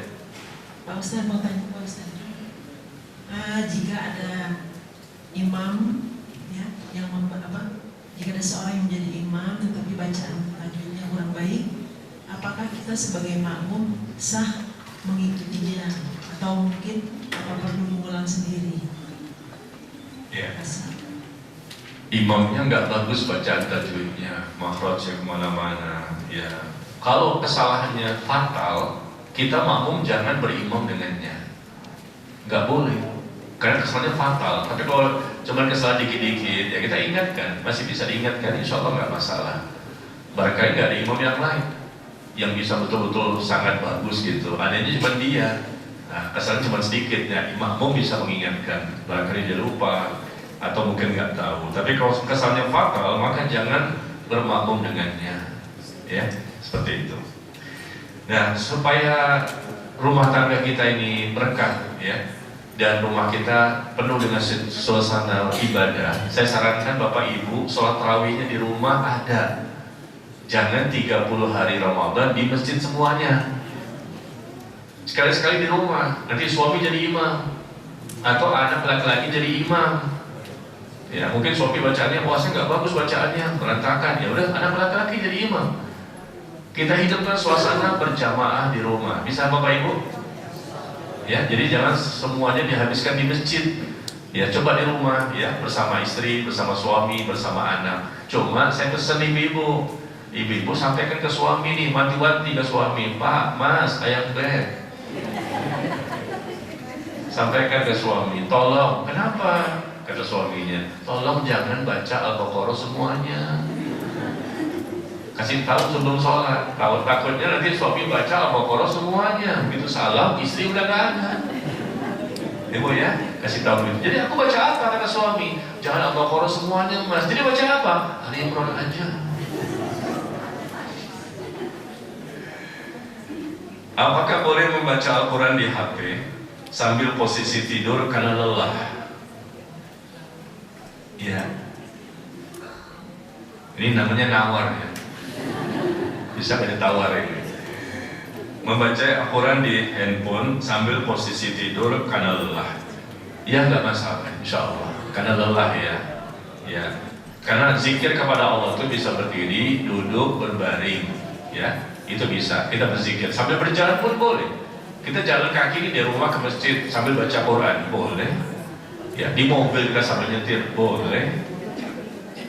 Lagi duduk mungkin berbaring misalnya karena capek ya. Idealnya bukan berbaring, idealnya. Tapi kalau capek karena ibu sudah sampai setengah hatam barangkali, setengah Quran barangkali, capek kan, lelah nih, udah sampai setengah nih. Nah, maka ibu berbaringlah, nggak masalah ya. Apakah boleh menyimak bacaan imam saat sholat sunnah dengan melihat HP? Ya, kalau memang dia makmum pas di belakang imam boleh.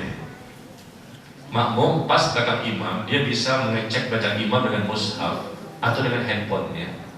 Silakan. Khusus dia saja, mungkin 1-2 orang saja. Bukan semua makmum di masjid, masing-masing buka handphone. Dan ini terjadi, benar. Ada terjadi di daerah ini, gak enak saya kasih tahu. Daerah Pejaten sini. Karena ada salah seorang jamaahnya sampaikan ke saya, Pak Ustaz, kita di sana tuh seluruh makmum satu masjid, semua kita buka mushaf, buka handphone.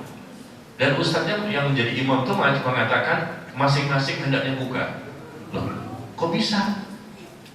Ustaz yang mengajarkan hendaknya masing-masing buka mushaf dan buka handphone. Supaya apa? Karena kan bacaan tarawihnya lama.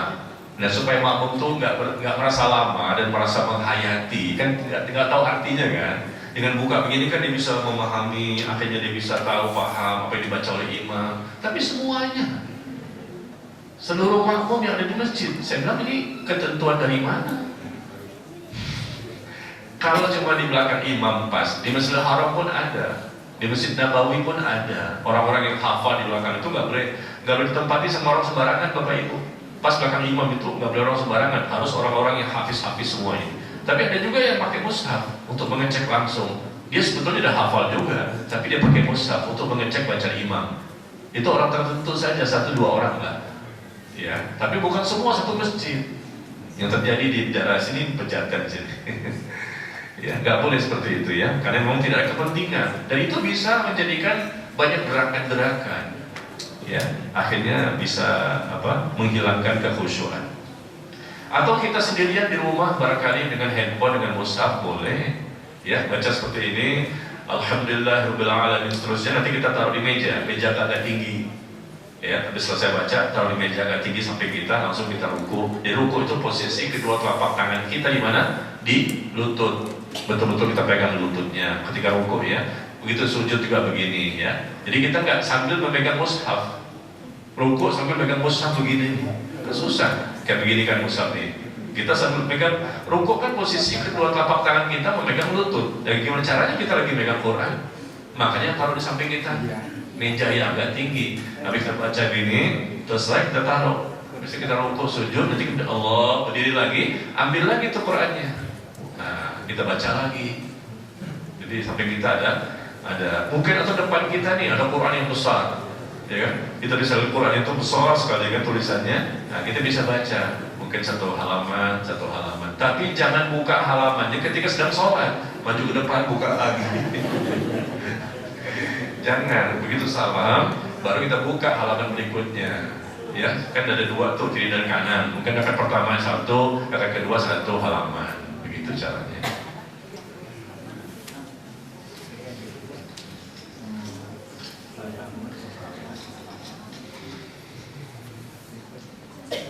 Di sini ada bapak ibu yang sudah khatam Quran. Saya kasih hadiah. Hadiah kan? Ini hadiah kan? Ya. Ada di sini? Oh, bilang iya, takut riak ya. Iya, sebetulnya ada Pak Ustaz, jangankan 1, 3 kali khatam pun sudah ada. Masya Allah, jamaah di sini mengalu Quran ya. Iya, subhanallah. Kemudian terkait menuntut ilmu bagi akhwat dan ummahat, ada beredar banyak akhwat merasa beruntung bisa keluar rumah untuk hadir di satu majelis ilmu ke majelis ilmu lainnya, belajar ini, itu, dan mencari pahala di luar rumahnya. Mereka menyangka itu hidayah, tapi sejatinya ia tertipu dengan amalannya. Sunnahnya wanita itu kan di rumah, karena suami yang berkewajiban memberikan ilmu kepada istrinya. Bagaimana dengan yang sudah tidak ada suami, Ustaz? Meninggal misalnya. Kewajiban untuk ilmu bagi akhwat gimana caranya? Sedangkan untuk ilmu itu jalan menuju surga. Nah, ada suami, nggak ada suami, tetap akhwat wajib untuk menuntut ilmu. Wajib untuk ilmu. Apakah dengan dia menonton dari YouTube, apakah Instagram? Dan yang namanya menuntut ilmu yang wajib itu adalah datang ke majelis ilmu. Di zaman Rasul pun wanita-wanita hadir, dan bahkan Rasul diminta oleh mereka untuk menyiapkan satu waktu khusus bagi akhwat semuanya. Di rumah salah seorang ibu-ibu yang rumahnya besar, dan Rasul menyempatkan diri untuk menyampaikan, karena mereka protes selama ini kan yang datang, yang hadir itu memang adalah para suami mereka, ya. Karena gak ada mic, ya, gak ada speaker, kan gak terdengar sampai di belakang-belakang sama akhwat-akhwat. Maka akhwat meminta Rasul untuk menyediakan waktu hari khusus untuk mereka, sehingga mereka bebas untuk bisa bertanya, ya, dan mendengarkan langsung Rasul memberikan kajian kepada mereka. Jadi boleh. Dan ini bukanlah hal yang bukan hal yang sifatnya suami harus mengajarkan langsung kepada istri, itu sifatnya mutlak. Idealnya begitu, suami mendengarkan kajian sampai di rumah dia mengajarkan istrinya, idealnya. Tapi kan ternyata nggak semua suami yang bisa kan mengajarkan kembali kepada istri. Tadi gimana mas? Lupa saya. Iya kan? Suaminya pun lupa lagi. Tapi kan bagi suami-suami yang memang dia tahu semua, paham semua, alhamdulillah. Jadi istri bisa keluar lagi.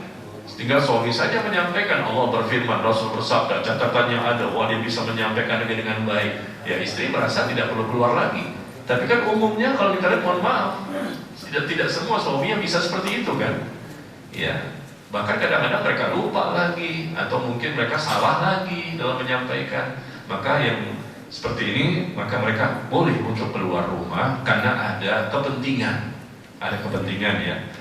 untuk sholat berjamaah tidak wajib di masjid. Sebaik-baik sholat bagi wanita itu di mana?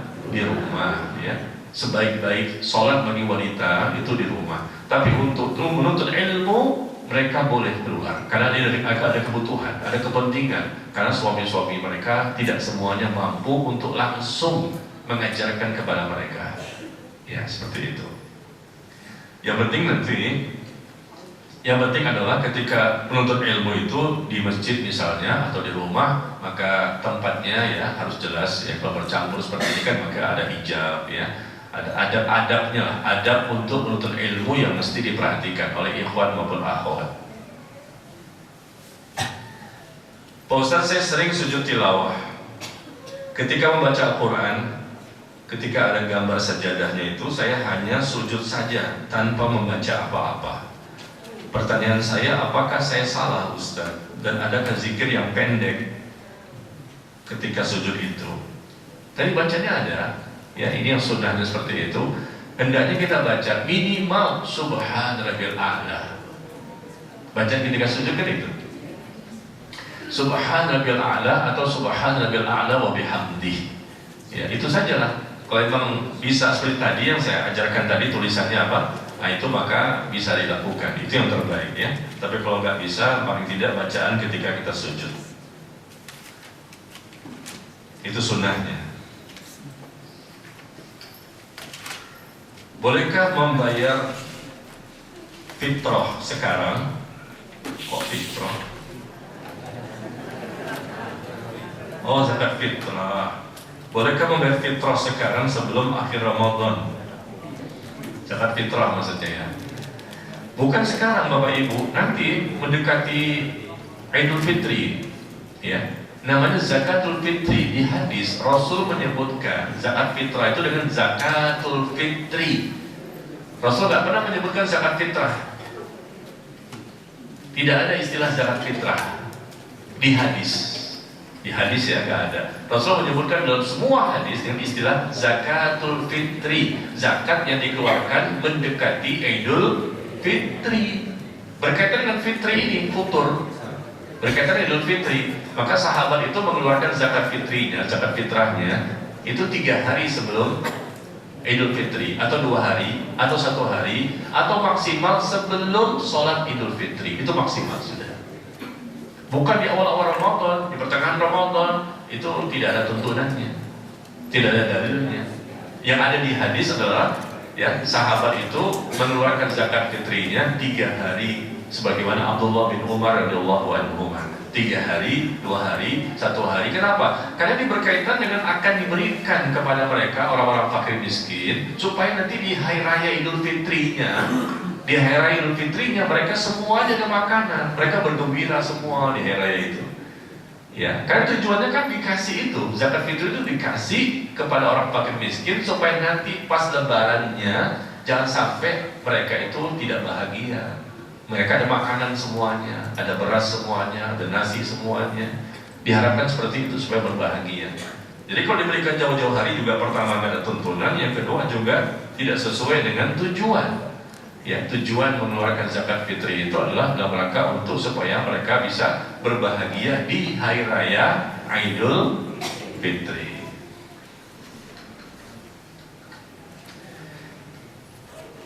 Afwan Ustaz, jika ketika sebelum Ramadan membaca Quran dengan artinya, terjemahan, namun saat Ramadan hanya membaca saja tanpa artinya, mengingat selama bulan Ramadan disunnahkan menghatamkan Al-Quran sebanyak-banyaknya. Sudah saya sampaikan tadi kan? Ya, kalau Bapak dan Ibu memang terbiasa baca terjemahan di luar Ramadan, terbiasa gitu, bacanya semuanya 30 juz, ya pas masuk Ramadan nggak mesti baca terjemahannya lagi. Tapi umumnya kan tidak ya, kaum muslimin itu, maka manfaatkan pas Ramadan baca juga terjemahannya. Jika belum hafal ayat sajadah, bolehkah kita melihat ke buku lalu bersujud? Gak hafal itu bacaan tadi ya. Kita nggak hafal bacanya seperti apa, lalu kita melihat bukunya, lalu kita bersujud membaca kalimat seperti itu, nggak masalah ya. Jangan lama-lama saja. Dibacanya apa nih? Mau ada gambar sajadah kan? Bacanya apa ini? saya pengen sujud tilawah. Nah berarti sebentar dia bukunya atau di handphone, oh bacanya seperti ini. Ya sudah, setelah itu langsung sujud. Tapi jangan, Bu, Bapak, jangan ketika sujud membaca dari handphone. Bisa nggak? Ketika sujud membaca dari handphone, dari buku, gimana bacanya? Posisi sujud. Ketika selesai membaca Al-Quran, ada ayat-ayat tentang peringatan Allah. Saya menuliskan kembali ke status WhatsApp. Apakah hal tersebut ria? Selesai baca Quran, ada ayat-ayat tertentu tentang peringatan Allah. Saya menuliskan kembali ke status WhatsApp. Apakah hal tersebut ria? Innamal a'malu binniyat. Amal itu tergantung kepada niat. Ya, ada ayat tertentu. Nah, ini kayaknya membekas banget bagi kita ini. Kayaknya bagus nih bagi orang lain. Maka kita nukil, kita tulis di WhatsApp kita masukin ke grup anggota keluarga kita. Nih, ayat bagus banget nih supaya kita semakin takut kepada Allah. Boleh-boleh saja. Yang penting niat kita apa? Ingin menyampaikan sesuatu kepada orang lain karena Allah, bukan ingin dipuji, pamer, dan lain-lain. Apakah ketika kita belajar tahsin sudah ada levelnya tahfiz, ya, penghafalan, yang dimana lebih banyak menghafal? Qadarullah di usia yang sudah tidak mudah lagi untuk menghafal, apakah harus bersungguh-sungguh atau murojaah dan ziyadah? Tambahan memohon pertolongan Allah agar diberikan kelancaran ketika membaca Al-Quran. Iya, kita selalu butuh kepada Allah. Belajar baca Quran, kita butuh pertolongan Allah. Ketika kita berusaha menghafalnya pun Al-Quran ini, kita butuh juga pertolongan dari Allah. Kita nggak bisa mengandalkan diri kita sendiri. Membacanya, menghafalnya, memahaminya, mengamalkannya, dan mempertahankannya, dan mendakwakannya. Semuanya kita butuh pertolongan Allah. Ya, kita berdoa kepada Allah agar kita bisa membacanya bagus, ya, kemudian memahaminya juga benar, kemudian kita bisa mengamalkannya sebaik mungkin, dan kita juga mohon kalau bisa kita bisa menyampaikan kembali, ya, karena pada hakikatnya Allah lah yang telah menjadikan kita mampu untuk bisa melakukannya dengan sebaik mungkin. Ya, habis ya pertanyaannya. Kita sampai jam berapa nih?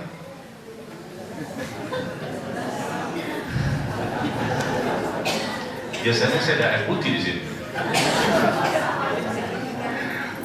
Bulan lalu nggak ada air putih ya. Tapi hari ini kan nggak boleh ya. Bagus begini Bu. Saya takutnya kalau ada air di sini, meskipun saya puasa, tapi takutnya lupa gitu loh. Ngambil aja. Alhamdulillah. Hari ini bisa dimaklumi. Tapi bulan depan hati-hati. Jangan sampai airnya nggak ada. Ini ada hadiah harus dihabisin ya. Mau ini berhadiah ini sebelum kita tutup? Ya. Ya, saya minta Bapak Ibu Ikhwan Akhwat menjawab ya. Setelah ini baru kita selesaikan kajian kita. Karena sudah 2 jam. Coba jawab pertanyaan saya. Rasulullah SAW, beliau itu berpuasa di bulan Ramadan selama hidupnya berapa kali? Siapa yang ngomong tadi? Suara Bapak ya? 9 kali. Benar Pak. Masya Allah.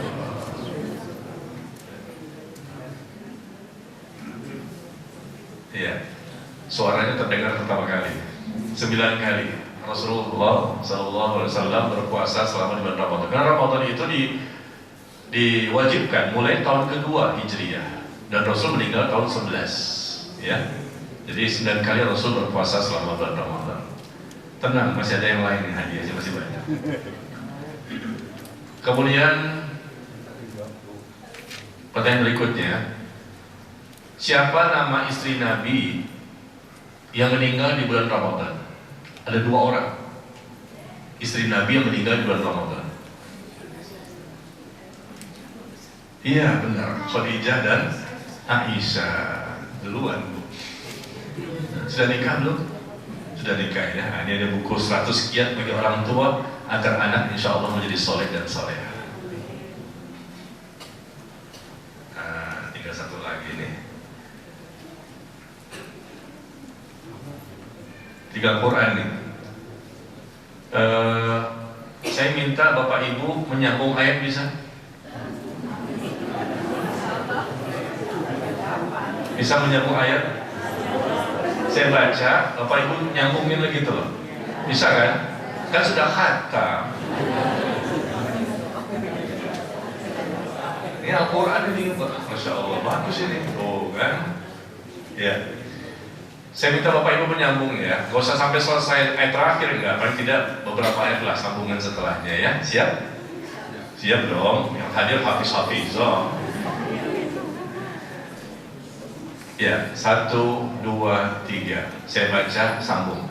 Inna ashabal jannatil yawma fi syughulin fakihun hum wa azwajuhum fi zilalin 'alal araiki muttaki'un lahum fiha fakihatun wa lahum ma yadda'un salamun qawlan min rabbir rahim.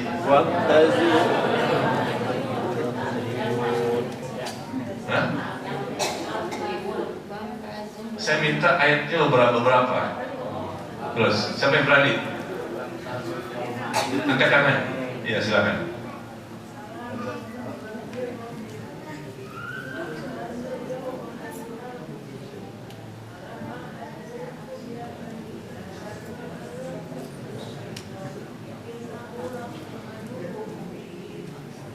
Terus, wah ini yang dulu nih.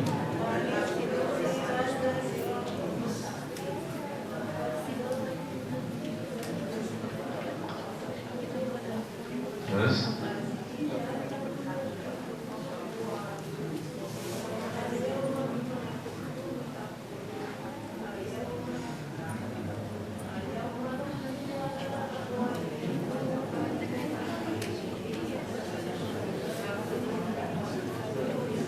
Masya Allah, Alhamdulillah. Silakan Bu, ya hadiah nih. Ternyata bisa menyambung kan? Surat apa tadi? Ya, sekarang kita coba Al-Baqarah. Jadi kalau Yasin kayaknya hafal semua nih. Kenapa? Mantan-mantan juga ya? Mantan-mantan malam Jumat juga nih kayaknya. Alhamdulillah. Sekarang yang terakhir.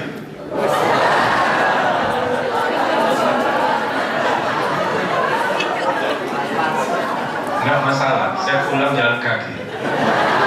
Berani nggak? Berani menjawab? Saya itu berani memberikan. Benar. Depan ada mobil Hyundai itu, kereta tanpa rel. Saya akan berikan Bapak Ibu cepet-cepetan ya.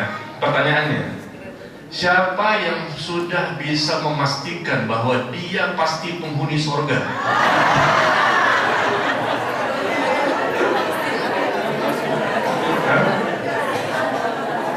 Saya nggak mau percaya.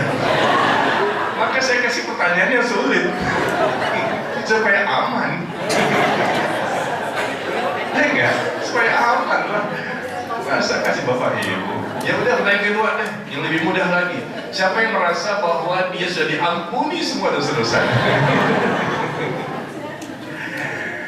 Ya, nggak mungkin kan ya, makanya saya kasih yang aman gitu loh. Maka masukin lagi kantong kan? Baik. Sampai di sini barangkali ya. Afwan Bapak Ibu sekalian, kita sudah selesaikan kajian kita kurang lebih 2 jam ya. Dan kita sudah bahas adab-adab membaca Quran. Dan ini bukan untuk sehari 2 hari, sampai mati ilmu yang kita pelajari pada pagi hari ini ya, sampai mati. Karena kita terus baca Quran, terus memahaminya ya, berusaha membaca dengan cara-cara yang benar. Tapi sekali lagi, membaca Al-Quran tidak boleh belajar dengan sendirian, pasti salah. Karena ini berkaitan dengan ilmu bunyi-bunyian, membunyikan. Ya, kita mengucapkan, harus ada guru yang mendengarkan. Ketika dikoreksi salah lagi, terus berusaha. Insya Allah bisa, karena semuanya kita seperti itu. Dari awal kita begitu. belajarnya. Disalahkan lagi, perbaiki lagi, salahkan lagi, perbaiki lagi. Maka jangan mundur ya, jangan putus asa, teruslah belajar insya Allah. Sambil kita mohon kepada Allah agar diberikan kemudahan untuk bisa membacanya dengan benar, memahami dengan benar, ya, mengamalkan dengan benar, dan barangkali kita bisa juga nanti bisa menyampaikan kembali kepada orang lain. Wallahu a'lam bishawab. Wa sallallahu ala nabiyina Muhammad walhamdulillahirabbil alamin. Subhanakallahumma wa bihamdika asyhadu an la ilaha illa anta astaghfiruka wa atubu ilaik. Wassalamualaikum warahmatullahi wabarakatuh.